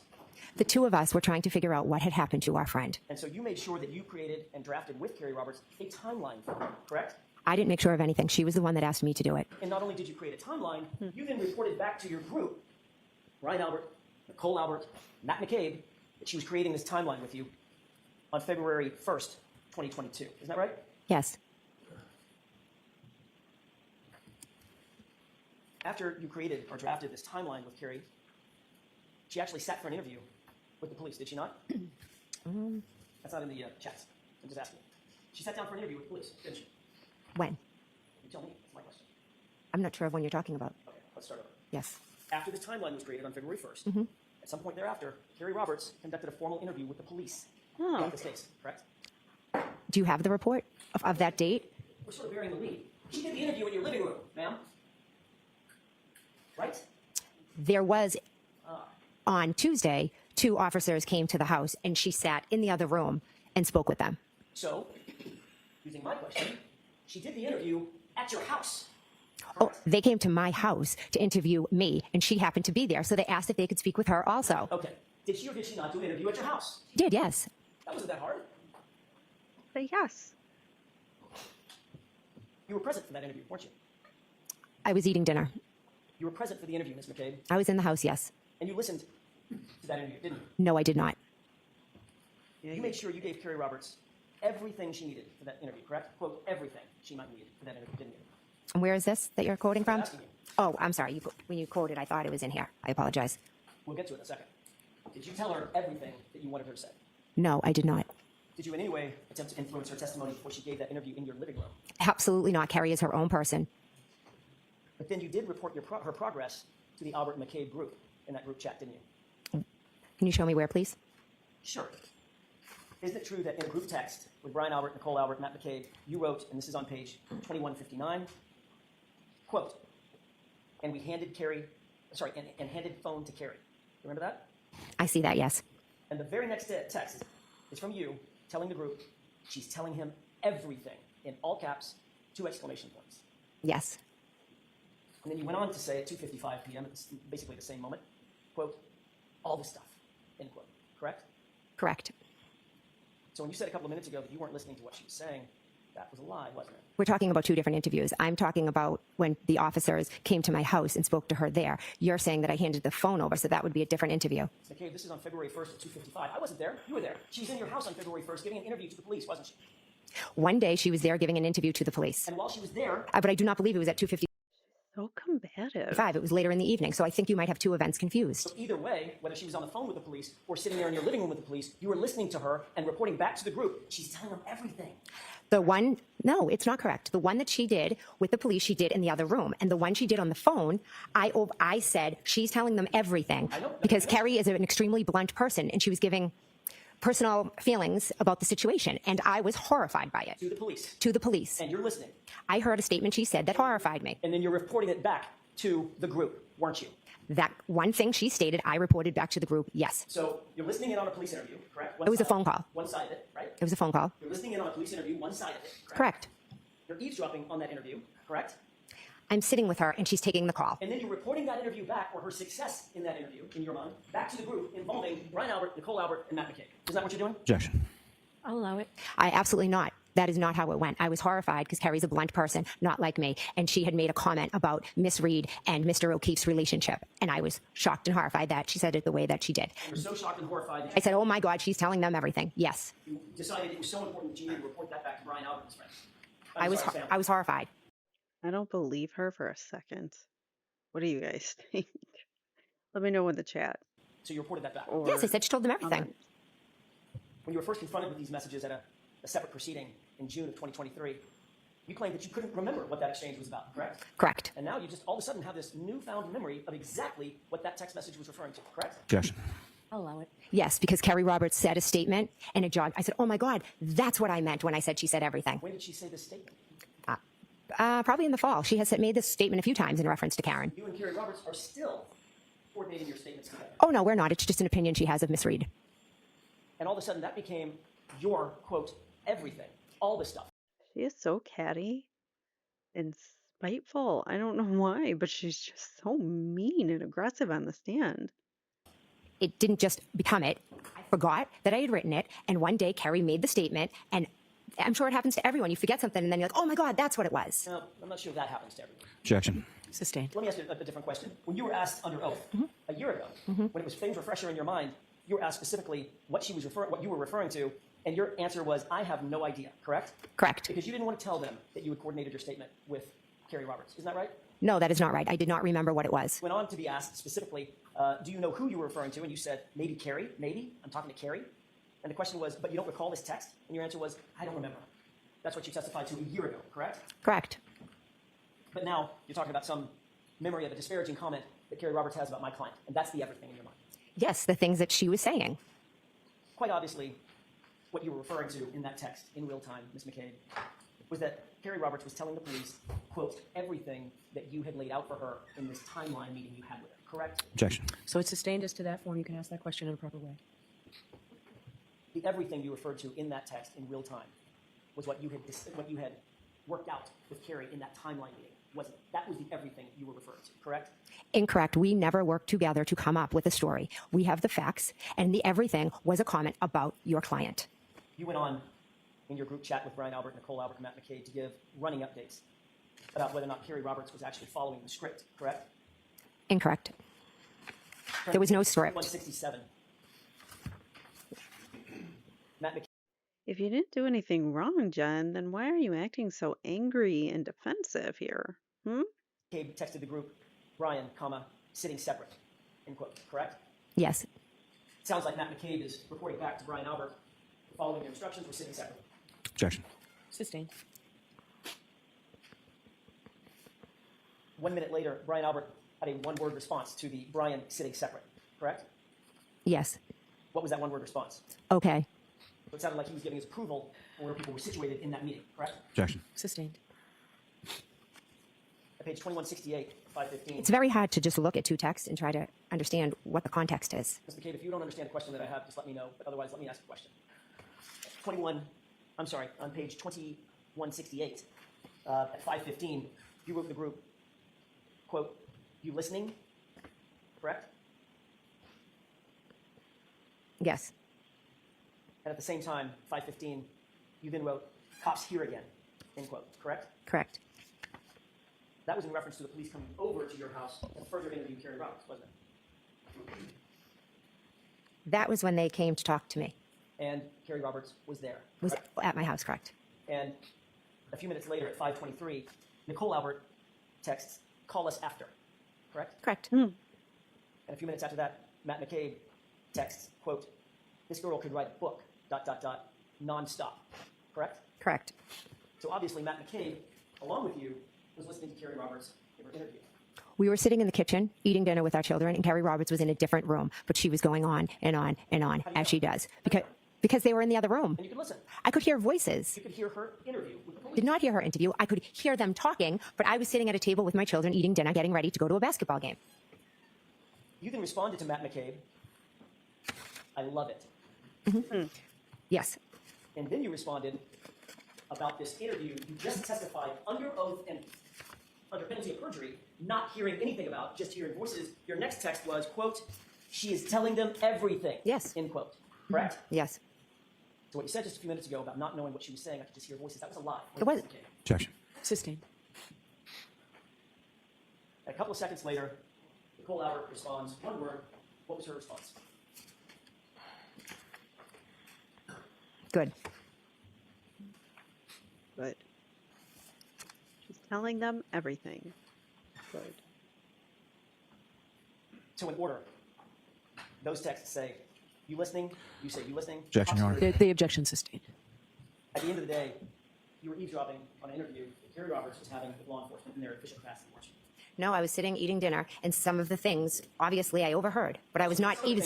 I'm saying there's a possibility if I'm sitting in this room eating dinner and someone's in another room talking, you can hear bits and pieces. Was I eavesdropping? No. Is there some big cover-up story? No. Well, why, Ms. McCabe, does your testimony keep evolving? A second ago, you told this jury, you said I couldn't hear a thing. All I could hear was voices, like muffled voices from the other room. She was going on and on about something. Yeah. And then when I confronted you with a text message where you said, she's telling them everything, now it's, well, I may have heard a couple of things. Which is it? No, she was going on and on and on like she does. And you were listening on and on and on like you do. I was probably hearing bits and pieces. That was great. Why was it so important to report back to the group that you were happy that Carrie Roberts was saying, quote, everything? Objection. I'll allow it. We had both lost our friend. Carrie Roberts was in shock, as was I in shock. The two of us had all this information that just kept coming back to us and back to us. And it's terrifying when you go through an experience and you're in shock. And Carrie was remembering things. I was remembering things. So I was happy for her that she was piecing it all together, and I had pieced it all together because at the end of the day, our friend was dead, and we were trying to figure out what had happened to him together. There was no direction. We were all trying to figure out what had happened, because that's what you do when you lose somebody you love. Were you happy for her, or were you happy for you and Brian and Matt and Nicole? For me and for her, because we were going through this together. There was no You conversation. got the story out that you're trying to get out from Carrie Roberts. Right? Objection. I'll allow that. There is no story. There's facts and truth on this side. There's no story. The story that you've created is not the truth. Did I create I hit him, or did you? That's fact. A fact that conveniently you didn't mention in your report. It's a blank, grand jury, right? That kind of fact. Objection. Is that right? That is a fact I mentioned. So in some reports, it's there. The fact is you wanted to keep very close tabs on Carrie Roberts, didn't you? No. On January 29th, if you look on page 2223, did you text the group, quote, Carrie talked to cops and kept it simple, end quote. Yes. Okay, it's becoming a habit for you to keep tabs on Carrie Roberts, isn't it? Objection. Sustained. You'll agree that over and over and over and over again, you're reporting to this tight group, Nicole, Brian Albert, your husband, how Carrie's doing in her stories to the police, aren't you? Over and over and over. I am telling them what is going on. I wouldn't say it. Well, let's count them. Was there 4 of them? You're saying over and over and over and over. It's a bit extreme. I see. So you take issue with the way that I phrased over and over and over. Well, it's misleading, I believe. I see. Okay. Well, let me see if I can try this in a non-misleading way, Ms. McCabe. Okay. So at least one of us. I'll withdraw. You consistently reported back to the group how Carrie Roberts was doing with the police, didn't you? I would update them after Kerry saw and spoke to the police. Again, we were all trying to figure out what had happened to John. There's yet another text from Brian's wife, Nicole, on January 29th, and this is on page 2226. And she says, quote, we'll get more info tomorrow. Don't want to text about it, end quote. And then you texted, right, correct? Correct. What's that about? Objection. I'll allow it. We decided that we would talk on the phone. My children look on my phone. Her children look on her phone. We were working with the police. I was sharing information and everything that had happened. We didn't want it to leave our little circle because we were trying to figure out what happened, and we're not going to go running around letting people see, oh my gosh, they think this might have happened or that might have happened. It was nothing more than let's not text about it. So you wanted to keep it, in your words, in your little circle, correct? Correct. I didn't want it all out there what we had thought had happened. I was going to let the police do their job. So by definition, the info that Nicole Albert was talking about, that needed to be kept very tight, very secret, correct? We needed the police to do their job, so we weren't going. Texts, and Nicole wanted her texts, and the group wanted their texts to be kept secret and private. Isn't that right? Not secret and private. We just weren't going to communicate certain things over text.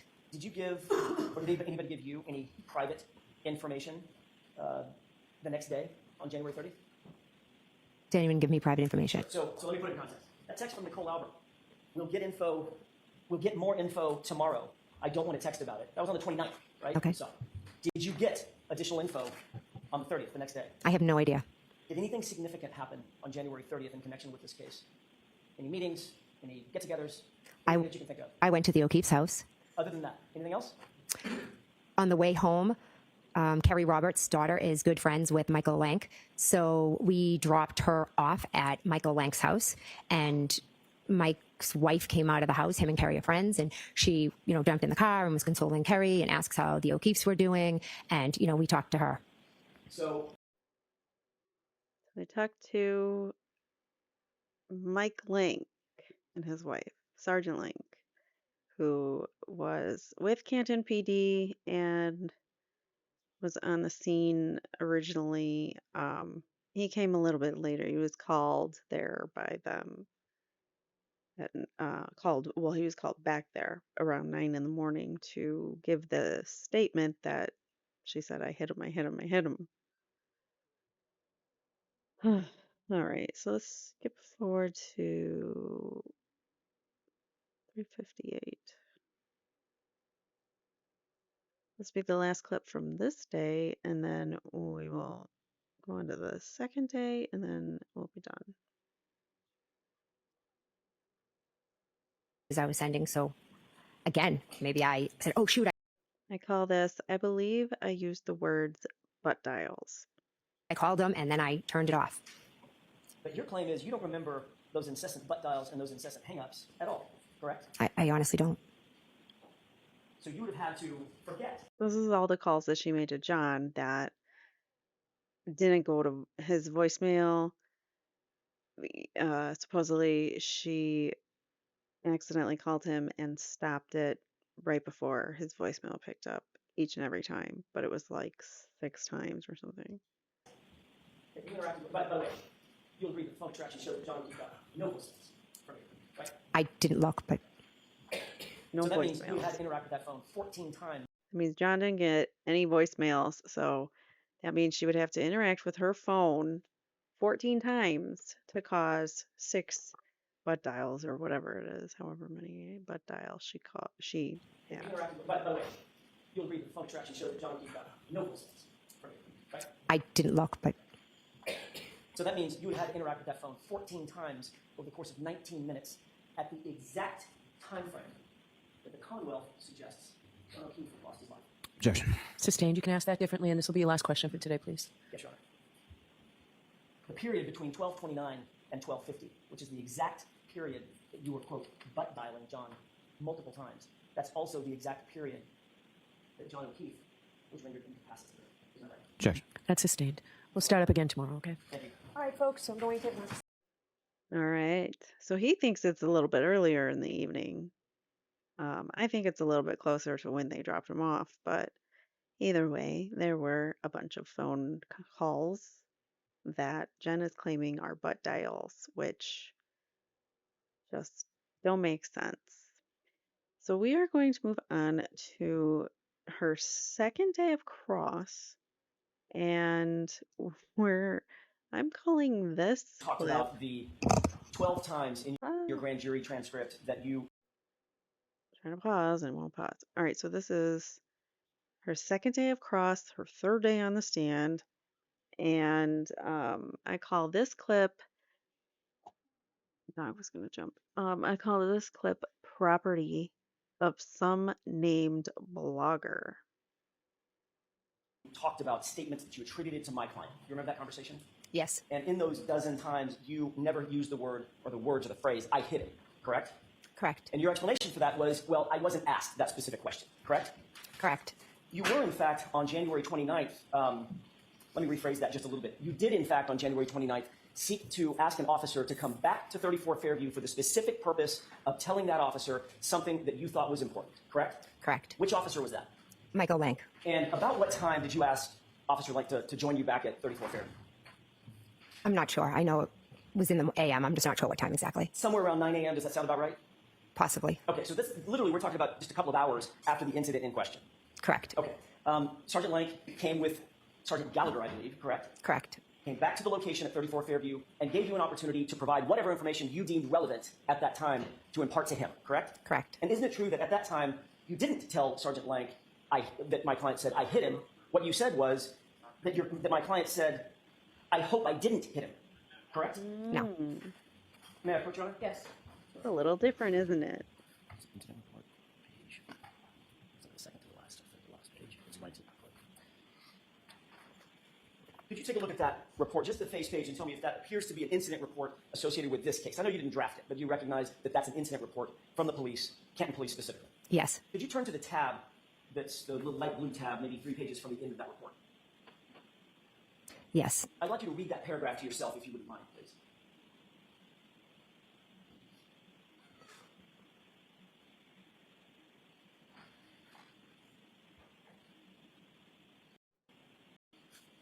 Do you have that in mind? I do, yes. Okay, may I approach, Your Honor? Yes. Thank you. What you read just now appears to be a report of the incident in which Sergeant Lank came back to 34 Fairview to give you an opportunity to tell him whatever it was that you thought was important, correct? Was that a full report or is that just an excerpt from it, Well- that paragraph? That right there is a full report of that incident of Sergeant Lank going back to 34 Fairview. Would you agree?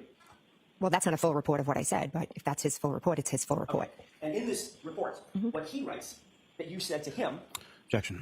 The objection sustained. isn't it true that what you actually told Sergeant Lank when he returned is that while driving around with her and Roberts looking for the victim, Miss Reed said something to the effect of, quote, I hope I didn't hit him, end quote. Isn't that what you told him? Yes, because she said that when we were driving around. And then you went on to say that, quote, she, Karen Reed, made these statements again at the scene when the victim was discovered, correct? Correct. And then you went on to say, she, Karen Reed, I'm sorry, that you thought that Reed may have made these same statements in front of a police officer, but she was not sure, meaning you were not sure, correct? I was not sure if she made what the police officers may have heard. That report is his recollection. My recollection is I told him that she said, I hit him, I hit him, I hit him. And I told him that he should ask the responders if they heard that, because it was a great possibility that they heard it as well. But none of that, you'll agree, you just read the report, none of that is in his report. That's a very brief report. I didn't ask you if it was brief, I asked you if it was in it, correct? Correct. And that's a report of a conversation that he had at 34 Fairview with you for the specific purpose of memorializing what you told him, correct? Correct. And what you told him, according to Sergeant Lank, is she said one phrase, "I hope I didn't hit him," correct? That's what's in the report. All right. And again, this was 2.5, 3 hours after the incident, not 2.5 years later, correct? Correct. Ms. McCabe, we talked yesterday about this unrecorded meeting that you had in front of Sergeant Lang's home on January 30th. Do you remember that conversation? I remember the conversation, yes. Have you had any other home visits with any other police officers involved in this case? I went to drop off. It was not a visit. It was myself with Carrie Roberts dropping her daughter off. There was no involvement of Mike Blank on this day. Have you been to the home? That's not true. She just testified that Mike was there and they talked to them. His wife and Mike and Carrie and her, and they talked. That's what she testified to. Home, the personal residence of any other police officer involved in this case? Ever? Yes. Tell me who? Kevin Albert. Who else? I went to Elizabeth Proctor, the wife of Michael Proctor's house. Who does Elizabeth Proctor live with? Michael Proctor. So you actually went to Michael Proctor's personal residence, didn't I you? did, yeah. You went to Elizabeth Proctor, Michael Proctor's wife's house. That was in September of what year? Well, she's really trying to distance herself, isn't she? Really trying to make herself seem not guilty. And in essence, it just makes her look even more guilty. 23. I went over. 23. Yes. Why'd you go to Michael Proctor's house in September of 2023? I met Elizabeth Proctor in approximately July or August of 2023. We are two mothers that are being viciously terrorized and harassed by social media. Things that were stated in this courtroom and allegations that were made have torn our lives upside down. We receive hate letters saying that they hope things. Why? I know you want to give a narrative. She gets to answer this. Mr. Jackson, the door is open. You know, Beverly. I think she just wanted to get back at Turtle Boy for something because Turtle Boy doesn't speak very highly of Judge Cannoni because Judge Cannoni makes really bad decisions on the bench. So I think she just has some ill will towards Turtle Boy. So she allowed all this witness intimidation BS coming in. Both sides wrote motions in limine. They agreed that they did not want anything about the witness intimidation or Turtle Boy coming in. And and Judge Cannoni says, "Well, I don't agree." And she's going to let it in if it comes up organically by a witness. And she's organically talking about it, but you knew that she threw in the harassment BS as whenever she could. So here we go. Your Honor, she should answer the question why she went to the house as opposed to the narrative behind her motivation. It sounds to me like she's explaining why she went to the house. The door was open, Mr. Jackson. Go ahead. We receive letters, we receive emails, we receive calls. People drive by our house. There was a rolling rally outside of my house where people just screamed at us. They take pictures of our children. They took a picture of my daughter and put semen on it and said property of some named blogger that I think the defense is very familiar with. So that is why myself and Elizabeth Proctor got together. Michael Proctor was not home. We are two mothers trying to get through the unthinkable together. So you were upset about the public outrage concerning your family's involvement in the death of John O'Keefe. I was outraged because I am a state witness that is being tortured because of lies. Because of public outrage concerning your family's involvement in the death of a police officer, correct? No, it's a social media witch hunt. I see.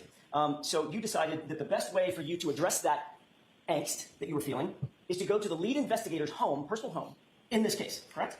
I went to visit Elizabeth Proctor. Michael Proctor was not home. So just like Why? when you went to when you went to Sergeant Lang's house and the only person you met with was his wife, when you went to Michael Proctor's house, your claim is the only person you met with was his wife. I personally did not go to Michael Lang's. It was not Jen going to Michael Lang's. It was Carrie Roberts dropping her daughter off, and I happened to be in the car with her. Elizabeth. But oops, they also picked up Nicole Albert on the way there, although she denies that. But that's what their GPS says. So Carrie Roberts, Jen McCabe, and Nicole Albert all show up at Michael Lank's house, Sergeant Lank's house, the day following John O'Keefe losing his life. Why is that? with Proctor, I met with because we couldn't take the torture any longer. And you were later asked about this unrecorded visit at Trooper Proctor's home by Massachusetts State Police, correct? Can you remind me? Sure. Did you have a conversation with a trooper by the name of Tully, who interviewed you specifically about your contact with Michael Proctor? All right, that's enough. We don't need to get into the Brian Tully stuff.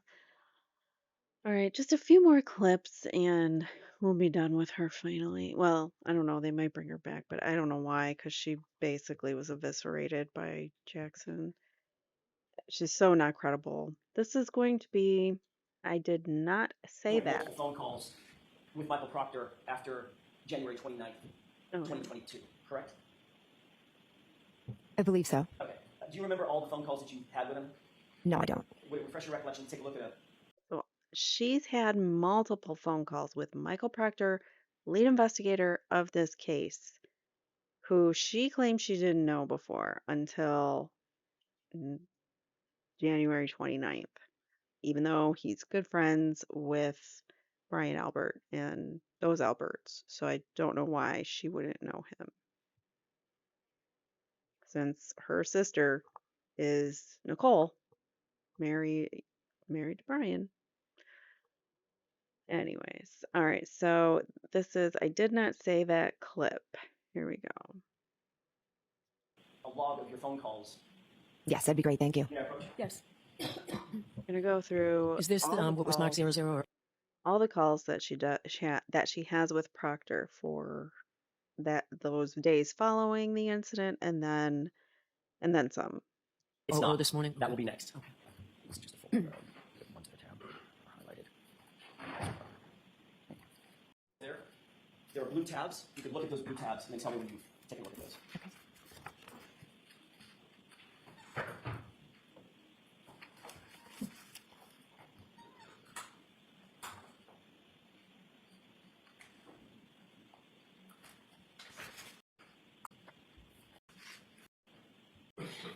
Records. Does this appear to be an accurate reflection of the phone calls that you shared with Michael Proctor at some point on and after January 29th? Yes. Just to summarize those, and I don't want to belabor this, but there was a call on the 29th at 10:55 a.m. with Trooper Proctor, correct? Correct. There was a call on the 29th at 12:49 p.m., correct?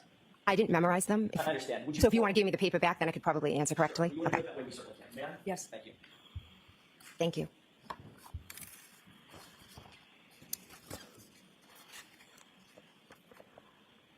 Okay, first call, January 29th, 10:55 a.m. Trooper Proctor calls you for a minute and 17 seconds. Correct. Next tab, January 29th, 12:49 p.m. Trooper Proctor calls you for a minute and 8 seconds. Correct. January 30th at 9:51 a.m. You called Trooper Proctor, 4-second call, probably a voicemail or something. Correct. January 30th, a minute later, 9:52 a.m.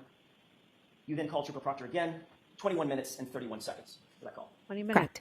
January 30th, same day, 4:45 p.m. Trooper Proctor calls you for 9 minutes and 43 seconds. Correct. January 31st, the next day, at 11:51 a.m. You called Trooper Proctor for 2 minutes and 53 seconds. Correct. That is the sum of those call logs, correct? Correct. Can I approach? Yes. Those aren't all the calls that you had with Trooper Proctor. That didn't stop. It's just where these logs stop, correct? I'd have to see my further call logs. Do you believe that you had additional phone calls with Trooper Proctor after that last call on the 31st? I know I did in 2023. Okay. In 2022, did you have additional phone calls with him? I'm not sure. I'd have to look at phone records.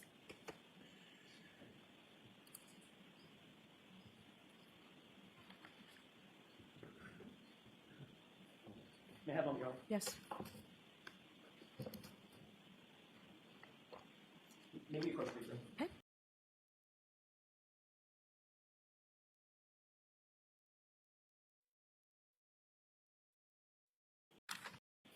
May I inquire in our conversation? But in the meantime, for expedition, do you remember a call on February 14th with Trooper Proctor lasting about 17 minutes? I don't know. Do you remember a call on February 17th lasting about 2 minutes?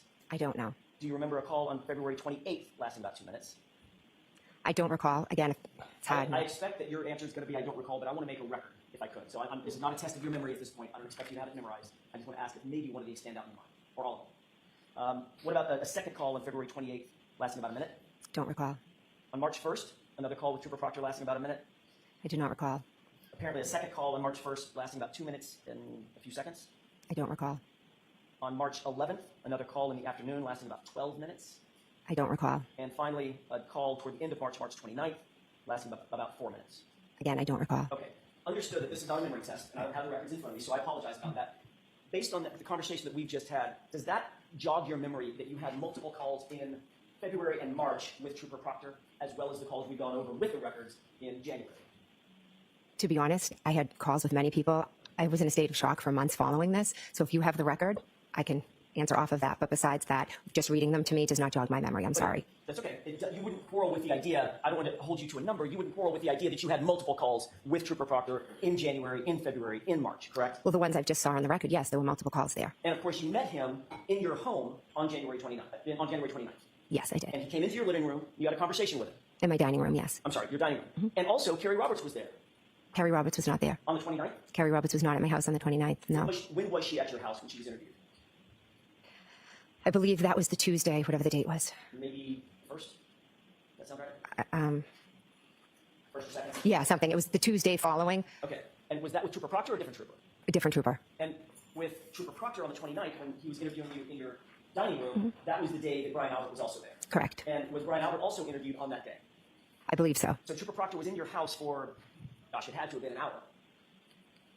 I'm not sure. After I interviewed, I went upstairs, and then my children started waking up, and I was tied upstairs for a while. I'm not sure when or how long he was there. But your memory is clear that not only did you meet Trooper Proctor on that day, you had a full conversation with him. It was in your house, that was in your kitchen, in your dining room, and another witness was interviewed by Trooper Proctor in your home as well. Correct. And then you had multiple conversations with him in January on that day, the day after, and the day after that. You've already seen those records. Correct? Yes, correct.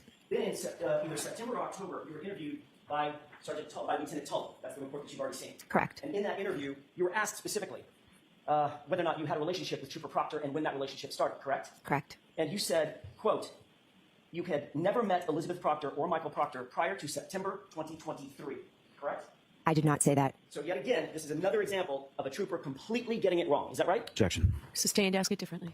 In your view, did Lieutenant Tully get your statement wrong that you had never met Trooper Proctor before September of 2023? Objection.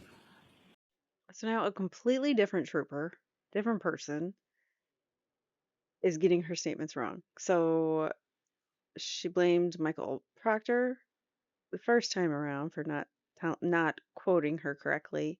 She blamed Michael Lank for not giving everything, not writing down everything that she said, and now she's blaming Brian Tully for misquoting her yet again. Is that true or is that wrong?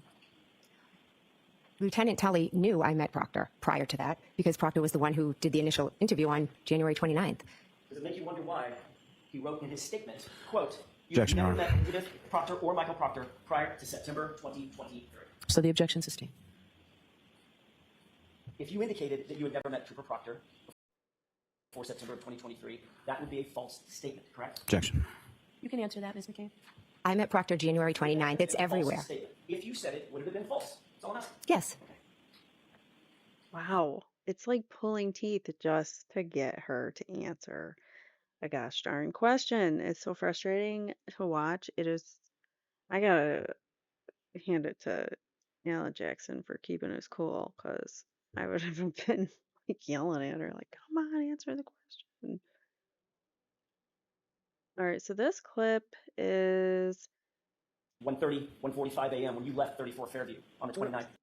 pause. This clip is how much longer must we suffer? House long, sorry, house long. How much longer should we suffer through Jen's testimony? We're getting there. We're getting there. So just a little bit longer. We're finally getting to the house long to die in cold. So we'll put the captions on. After you dropped off the girls, where did you and Matt McCabe go? We came home. After you got home, you indicated that you went upstairs, correct? Correct. The night of January 29th, the night of the incident, they're dropping off, or it's the morning of the 29th, rather, because the 28th just ended. They're in the morning of the 29th, and what was I going to say? I don't know.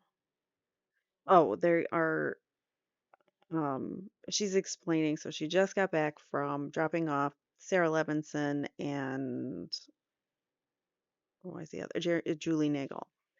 So this is what happened after that. They go home and After you went this is what upstairs, you they indicated do. that you got on the phone. Correct. On your cell phone, correct? After you got on your cell phone, you indicated that you started searching for stuff.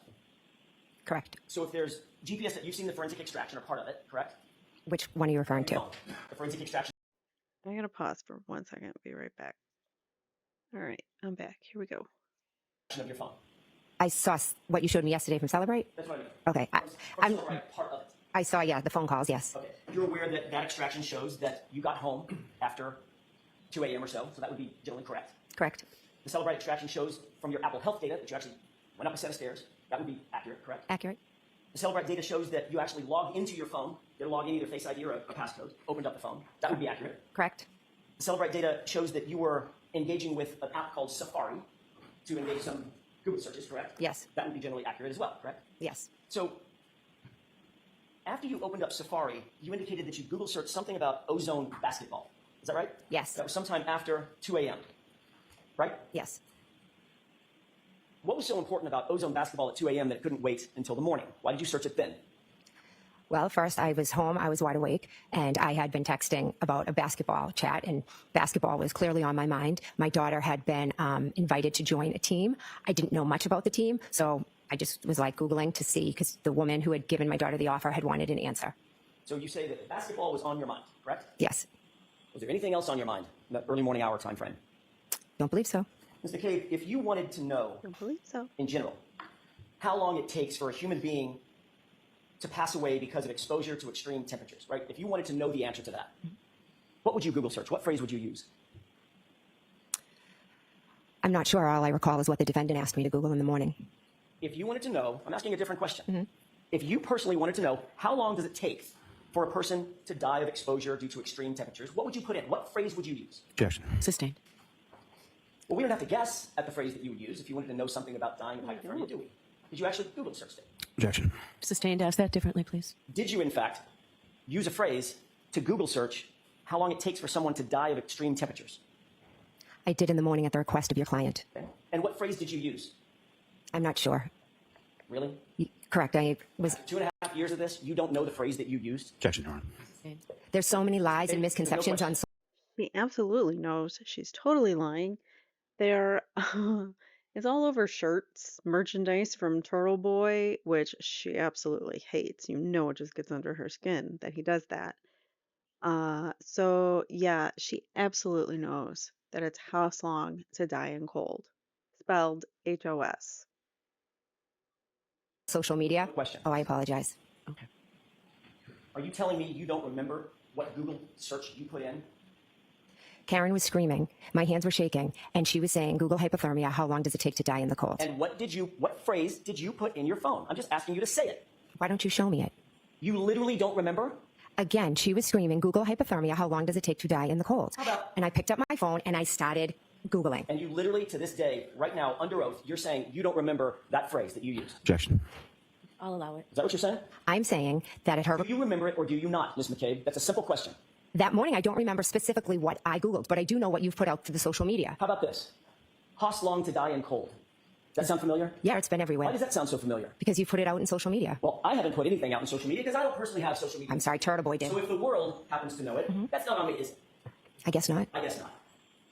Hoss long Said Turtle Boy. Turtle Boy did it. I blame Turtle Boy. Oh, it's great. It's great. I love seeing her sweat on the stand. It's funny. Um,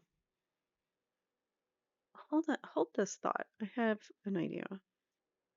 Sorry, I was gonna try to see if we had dash cam that correlates to these times, but I looked and I couldn't find it. But interestingly, the time that she sneaks in the house is about 6:34. So just FYI.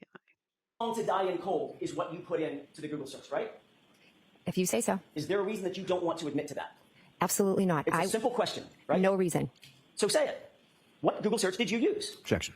Sustained.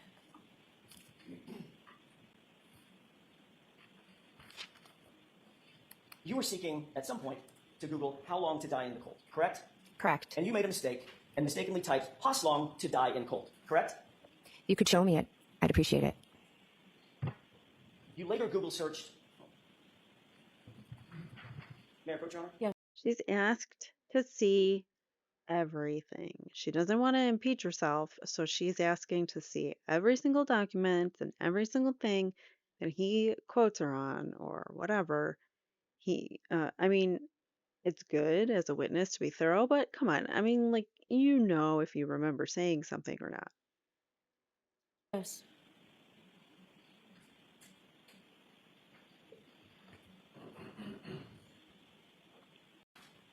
Of course, yes. I think we're. Thank you very much. Can you text Jimmy and tell him? Right, extraction from your phone. It does. Okay. May I have that back? I'm sorry, may I approach? So he just showed her a Cellbrite extraction from her phone. These are the House Long to Die in Cold searches, the 3 searches that she did. Yes. May I have that back for a second? Did you see the actual search phrase? Does Yes. that now refresh your recollection? Yes. Well, I'd like to have this marked as next in order. Exhibit, please. Is there an objection, Mr. Lally? No, Your Honor. Jim?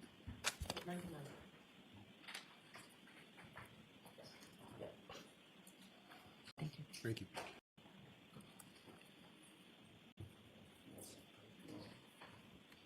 All right, it's on the big screen. Does this appear to be the document that was just marked as Exhibit 99? Yes. I know it's a little bit small, Mr. Jason. You see this column? Yes. Third column from the actually the fourth column from the left. Some dates, some data, and then a Google search, correct? Correct. What does that Google search say?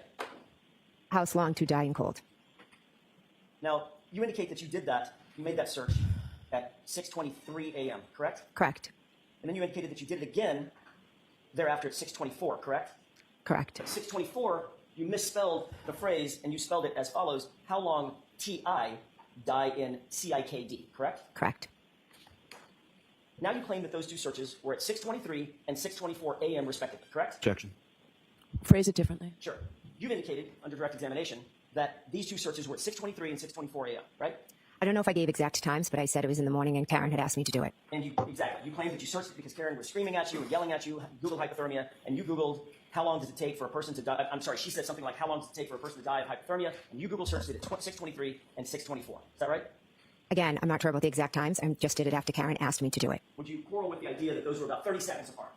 Okay.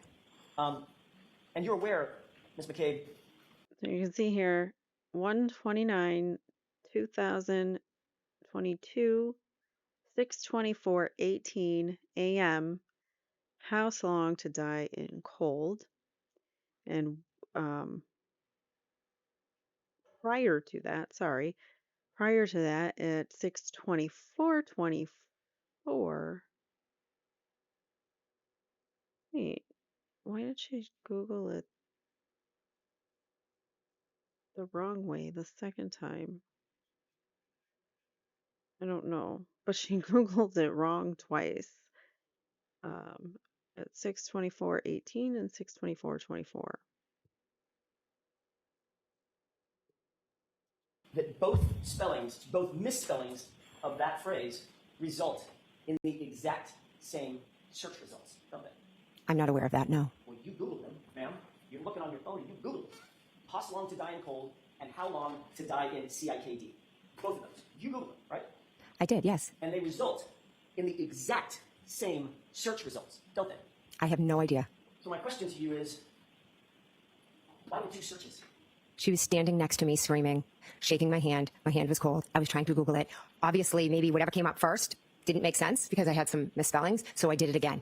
So how long to die in cold results in articles concerning dying of exposure, doesn't it? We never got the chance to read it. Well, you're the one, when you say we, who's we? Karen and myself. Well, you're the one holding the phone. Oh, I was looking at the wrong one. Okay, 6:23:57. That's why I was confused.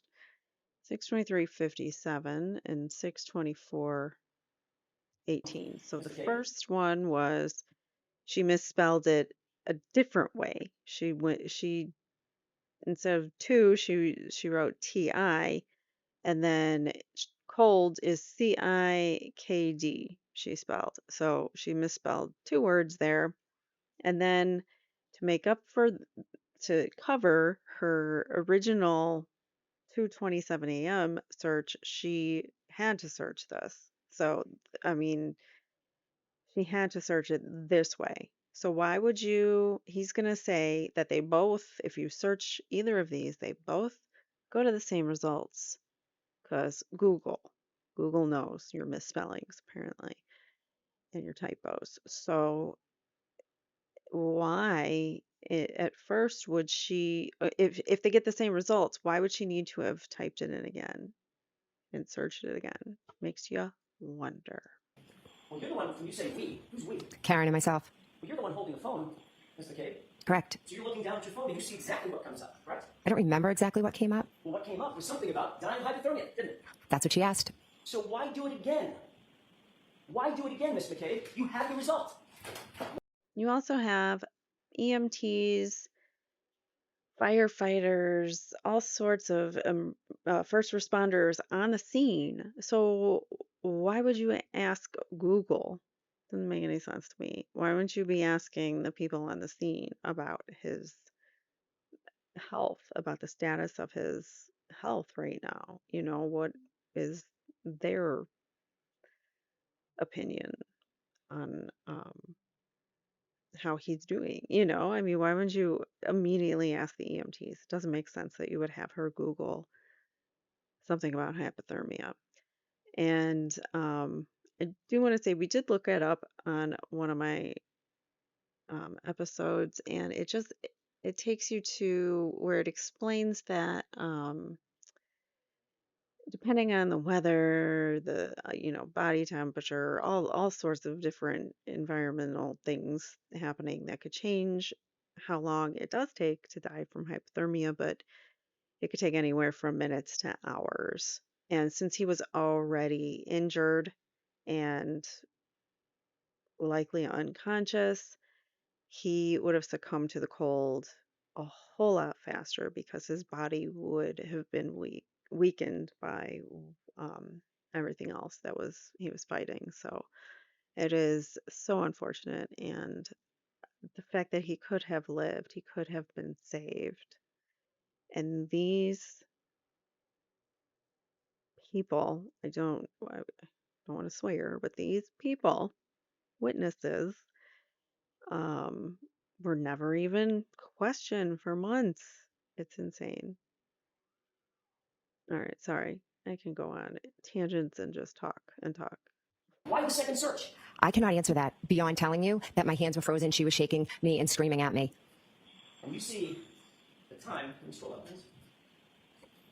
According to the Celebrate data, you see this first search that says hostile to dying cold? I do. What's that time? Uh-oh. You've got the, it's right over at 2:27 AM or PM? a.m. Ms. Uh-oh. McCabe, you made that search at 2:27 a.m. because you knew that John O'Keefe was outside in your sister's lawn dying in the cold, didn't you? Absolutely not. I did not make that search at that time. You No. realized the next morning. Does thou protest too much? Absolutely not. I didn't make that call in the morning. Usually when they're saying like absolutely not, kind of a giveaway, kind of a red flag. In the cold, didn't you? Absolutely not. I did not make that search at that time. You No. realized the next morning, after John was discovered, after 6 a.m., that you had an incriminating search on your phone, didn't you? Absolutely not. To cover your tracks, you searched it again in order to overwrite the original search at 2:27, correct? Again, absolutely not. But you were nervous, and you screwed it up. So the first search you made at 6:23 was Hoslong to die in CIKD, wasn't it? No. And you see the search right there, correct? I see the search, but I disagree with your narrative. And what's the time frame of that search? 6:23. And you agree that that time frame is accurate, right? Again, it's what the report says. And that comports with your memory of that morning, about 6:23 in the morning, 51 seconds. Correct. There's a second search, correct? Correct. And this one, at 6:24, says Hoslong to dying cold. 624, 16, correct? Correct. I'm sorry, 18. That was great. And that comports with your memory as well. I remember Googling it at the request of the defendant. Yes. About 27 seconds apart, correct? Yes. But the reality is, your first search didn't comport with the 2:27 a.m. search, did it? It was a different spelling, wasn't it? I never searched a 227. That is not reality. But the 624 search, That's not Jen's alternate reality. She never did that in her alternate reality, but in our reality, she actually did do that search at 2:27 a.m. and that's lights out. We can go home because that's exculpatory evidence for Karen Reed if there ever was any. This was hours before anyone knew that he was there. They did not find him until 6 a.m., a little after 6. did exactly mirror the search that, according to this report, took place at 2:27, correct? I'm sure Celebrite will be able to explain it to you. I can't. And then, of those 3 searches, one of So all of the law enforcement that she talked to got her statements wrong. And Cellbrite, the number one data extraction tool used by pretty much every agency there is, that's wrong too. Don't trust that because Jen McCabe says so. Jen McCabe says she didn't do it. Jen McCabe says no one answered certain phone calls. Jen McCabe said she didn't delete any phone calls. So obviously, believe her over Cellbrite and all these other law enforcement officers. That's what we should do. them ended up deleted. Isn't that right? I never deleted any search. Take a look at the Celebrite report, top search, and the column marked deleted. What do you see? I see a yes. In red, right there. Deleted. Ms. McCabe, the reason you deleted that 2:27 a.m. call is because you realized that if you were caught Googling how long it takes for a person to die in the cold 3.5 hours before John's body was found, that would incriminate you, wouldn't it? Objection. The objection sustained. Did you delete that search because you knew that you would be implicated in John O'Keefe's death if that search was found on your phone? Objection. Could you answer that, please? I did not delete that search. I never made that search at 2:23. I never would have left John O'Keefe out in the cold to die because he was my friend that I loved. But he's not your family, is he? Family and friends. Is he not Objection. Sustained. You acknowledge that you made the search at 6:23, don't you? In the morning, I did, You yes. acknowledge that you made the search at 6:24. Multiple times in the morning, yes. Of the 3 searches that show up, that were all found on your phone, the one that you disavow is the one that took place at 2:27 a.m., which would implicate you and exonerate my client, correct? Objection. Sustained. Can I ask it differently, Mr. Jackson? Of those 3 searches, there was only one marked deleted. Isn't that right? Correct. That was the one at 2:27 a.m., correct? I wouldn't even know how to go in and delete a That's not what search. I asked you. The one according to the Okay, lady. Like you can't use Google. You obviously know how. Celebrite report that was deleted, the one And Matt McCabe is an IT guy. So maybe she was right when she said she didn't delete it. Maybe because Matt McCabe deleted it for her. I don't know. Just saying. at 2:27 a.m., correct? Correct. You would agree that that's awfully convenient for you, isn't it? Objection. Sustained. I think that's it. That's all I have already. Okay. Yeah. Okay. So Lally does try to do some kind of rehabilitation with this witness, but he really doesn't do a whole lot of good. I am going to play one little section here because it's talking about the phone searches again. She talks about searching this Hockomock Sports. We had an exciting game earlier in the night against a local town that has a very good basketball. Sorry, this is redirect. So Lolly takes it back and he asks a few more questions, and then we have some more cross-examination. So real short. We're almost done, swear. Program. So I went on Hockomock Sports to look at the recap, and typically I'll do that. Application on your Skip phone, backwards. that's where you access Google around 2 a.m. or somewhere in that time frame. You go up to bed and you do some searches on your phone, correct? Correct.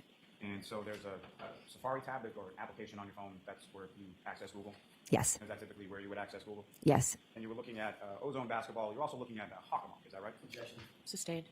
What, if anything else, were you looking at beyond the Ozone basketball you talked about? We had an exciting game earlier in the night against a local town that has a very good basketball program. So I went on Hockomock Sports to look at the recap, and typically I'll do that to see how other teams did, etc. And around that same time, is that correct? Correct. Now, within when you did that, as far as looking things up on Google, were you opening up new tabs within Safari as you were looking at different websites or different topics? No. And when you went to bed or you went to sleep that evening, at some point you turned off your phone, right? Correct. And did you X out that box, that Safari tab that you were doing no search? How did she turn off her phone and also hear Karen Reed calling her? Does that make any sense? Karen Reed called her at like 5 in the morning. So if she turned her phone off, how would she have gotten Karen's phone call? Is something I'm really questioning. She said she turned her phone off at some point in the night after coming home from 34 Fairview. Searches with regard to Ozone and Hockomock, No, I used to always leave my tabs open and my kids would yell at me. as far as having multiple tabs open, is that correct? Drains my battery, etc. Yes. So then, flash forward to sometime after 6 a.m., you're on the side of the road and the defendant asks you to conduct or look up something with regard to hypothermia or how long to die in the pool, correct? Correct. So when you open that up and you go into Google, did you open up a new tab or did you just sort of go into what you had already open in the Safari tab? I went to what I already had opened. And that's where you perform the search, is that right? Excuse me? That's where you perform the search that you were just being asked about? Yes. And you never made any search like that at 2:27 in the morning, correct? I did not know. Now, Really, Jen? Really? I'm stopping it here. These people are so dug in with their lives. I mean, they just double and triple down on everything that they've come forward with regarding this narrative. And they've got an explanation for everything, which really makes you wonder, why are the witnesses the ones that seem to be on trial here? And they have to have excuses and come up with reasons why something doesn't look suspicious. It's very odd. This is a very unique case. All right, so that was the end of that. I'll play next Jackson's very quick, recross. And then we'll be done, at least with Jen McCabe. I hit him. He gave a statement on January 29th to Sergeant Light. Called him over. He specifically gave him a statement, correct? Correct. Gave a statement the next day, later that day, Trooper Proctor, correct? Correct. You were also met with, on that following Tuesday, with a trooper named Prince, correct? Correct. And then you testified in April of 2022, no fewer than 12 times, about statements that you attributed to Ms. Reed, correct? Correct. And in not one of those instances, not one, is there a report that says you said, she said, I hit it, correct? Correct. Although I told Mike blank. Oh, we already know that the officers all got it wrong. Objection, Your Honor. Sustained as to that. Next question, please, Mr. Jackson. I love it. It doesn't matter that it's sustained because the jury heard it and it's beautiful. It's just, so nice when there's a really difficult witness and you've got an experienced lawyer going at them. It's just really fun to watch, I think, in my opinion. That you were, the harassment that you just described, this terrible harassment that you just described, started in about April 2023, correct? Correct. It was around the time that there were public hearings concerning this Google search. Is that right? Objection. I'll allow that. Is that right? I'm not sure exactly when the Google search came out. But you do know that you started suffering this harassment that you've claimed is awful and terrible, etc., around April of 2023. Is that right? I didn't claim it's awful. It is awful. Okay, I'm sure it is awful, Ms. McCabe. I'm sure it's terrible. It I'm is. sure it sucks to be harassed. It really does. Yeah, I'm sure it does. Objection, Your Honor. All right, so that's sustained, and I'll strike it. Go ahead and ask a question, Mr. Jackson. You were upset by April of 2023 He's just trying to get her riled up, I think. It's beautiful. that there was public outrage about your family being involved in the death of John O'Keefe. That's what you were upset about, correct? I was upset that we as witnesses were being harassed. You were upset about public outrage concerning this case, correct? Objection. Sustained. That was Harassment and public outrage are two totally different things. When the public says, hey, you got the wrong guy for this crime, and we want this other person because we think they did it, we want them investigated, that's not harassment. But they twisted and turned the law to work in their favor to be harassment. And Turtle Boy has like 9 felony witness intimidation charges against him for talking about these idiots on his show. Basically, that's it. And they didn't like that. And he did a rolling rally, which was peaceful protest. They spent about 7 minutes maximum at each house that they went to and moved on. They were peaceful.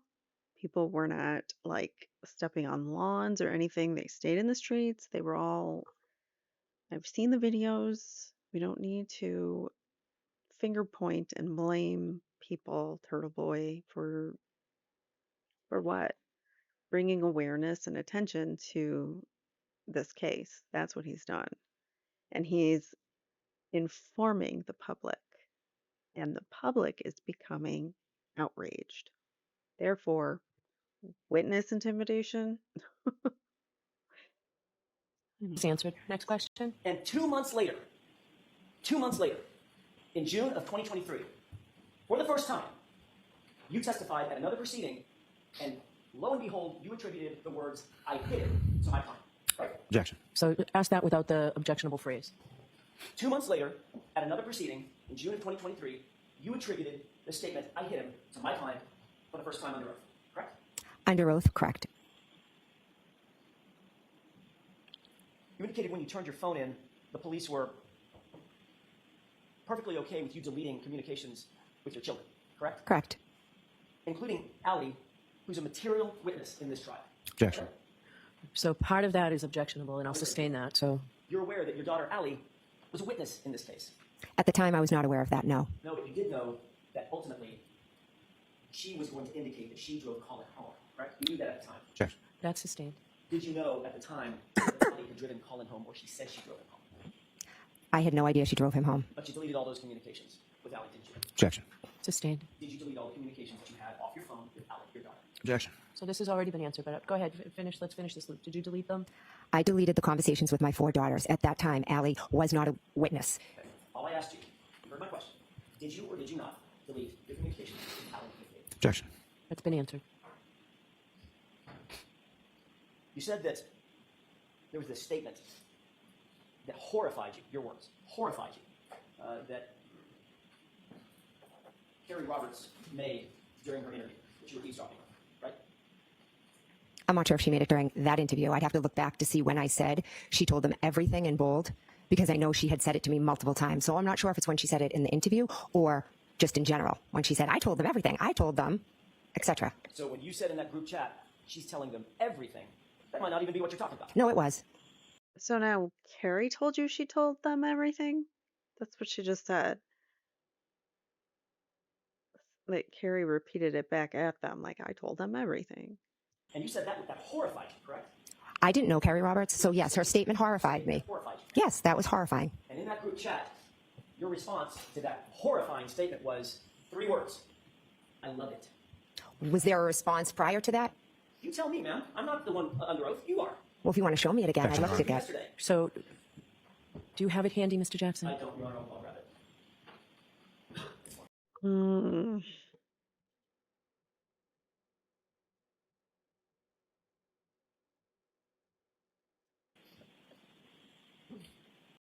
And the second page, Mr. Cake, if you wouldn't mind. What's the second number, Mr. Cave? Number, bottom right. 2170. Thank you. Mm-hmm. You have that in mind? Yes, I do. Ma'am? Your Honor? Yes. Thank you. During that conversation, when you said she's telling them everything, that came right on the heels of your husband saying, this girl could write a book, or this woman could write a book, or something like that, correct? Correct. She talks nonstop. Right. And then you said, 2 texts down, she's telling them everything. Correct. The text just before that was, I love it. That was in response to my husband saying this girl could write a book. What's the next thing that you wrote to that group within a second of that? She is telling them everything. Right. Sure. Nowhere in that text chain did you say something along the lines of, "Oh my goodness, I'm so horrified," did you? Those were on phone conversations. Nowhere in those texts that you just saw did you say the words or write the words, "I'm so horrified," did you? No, because it was already spoken about. You were asked on that morning, January 29th, 2022, as you drove to the location and ultimately to 34 Fairview, what ultimately happened. And your testimony was, as you approached, my client was searching frantically for John O'Keefe, correct? I don't believe I said she was searching frantically for John O'Keefe. Searching frantically. She was screaming frantically in the back seat and texting in the back seat. Was she just sitting there, curled up in the back seat, sucking her thumb, or was she searching out the window? She was screaming Right. between Kerry and I. So I'm not really sure how she saw John over here when her head is up here screaming and then looking down and texting. Was the whole point of that trip, Ms. McCabe, to search for John? It was because she knew where he was. The whole point of that trip was to look for him, correct? She directed us to go to 34 No. Fairview. The whole point of the trip was to look for John, correct? At 34 Fairview, where Karen said to go. And your testimony is that if it hadn't been for Karen jumping out of that truck, you would have stopped, correct? Because I wouldn't have seen him. I didn't know he was there. She did. Yes. I just want to point out that she's lying right here because Carrie Roberts comes onto the stand and says, "Oh, it was Jen's idea to go to 34 Fairview." So, not Karen's. Or no? Was that your statement? If she hadn't gotten out of the car, you wouldn't have stopped. I don't believe it was stated like that. I believe there was a question and I answered. And the question was, would you have stopped? And your answer was what? What was the direct question? Oh my goodness, Mr. McCabe, it was 5 minutes ago. Did he ask, did you see something? We like to change words. I just want to be certain. So, Mr. Jackson, just keep it to questions, not comments. Say something to the witness, Judge. You were asked just a second ago by Mr. Lally, if Karen Reed hadn't jumped out of the car, you wouldn't have stopped, correct? Correct. Thank you. That's all I have. Okay. Yeah. All right, Ms. McCabe, we are finished. Jurors, And that, my friends, was Jen McCabe's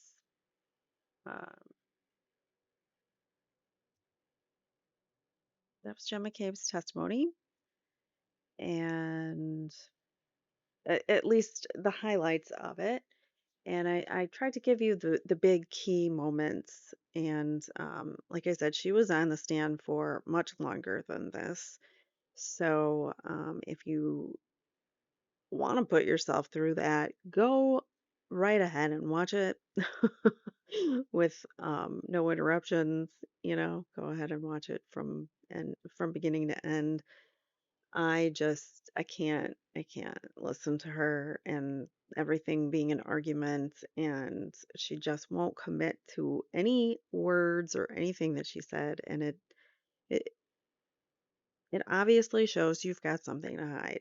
If you are being evasive and won't answer a question straight, what is the problem here? Obviously there's something that you're hiding, and it makes you wonder what she's hiding. And I don't think we really have to wonder, because I think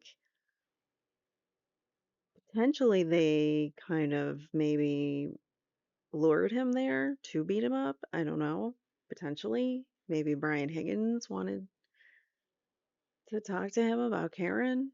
And we'll get into that in the Brian Higgins episode, which is 2 away from now. We're going to talk about the mean moms of Canton next, because there are mean girls. The mean girls have grown up and they all moved to Canton. And they still have really bizarro rules, and they live in different realities than everybody else.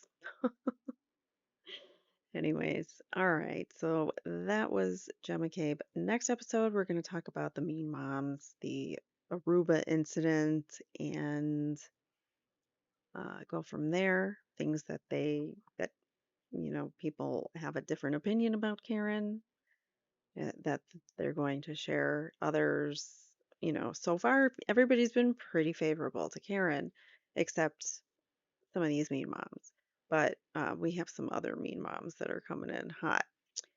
And then we will get to Brian Higgins' testimony. Bear with me. I'm sorry that I'm going slowly through this. It's just autoimmune diseases, and you can only do so much in a day. So I'm trying to get through these to give you the highlights of the testimony. So stick with me, please. Bear with me and hit that subscribe button. And don't forget to hit the like on the way out. And I will see you guys next time. Have a good one. Bye now.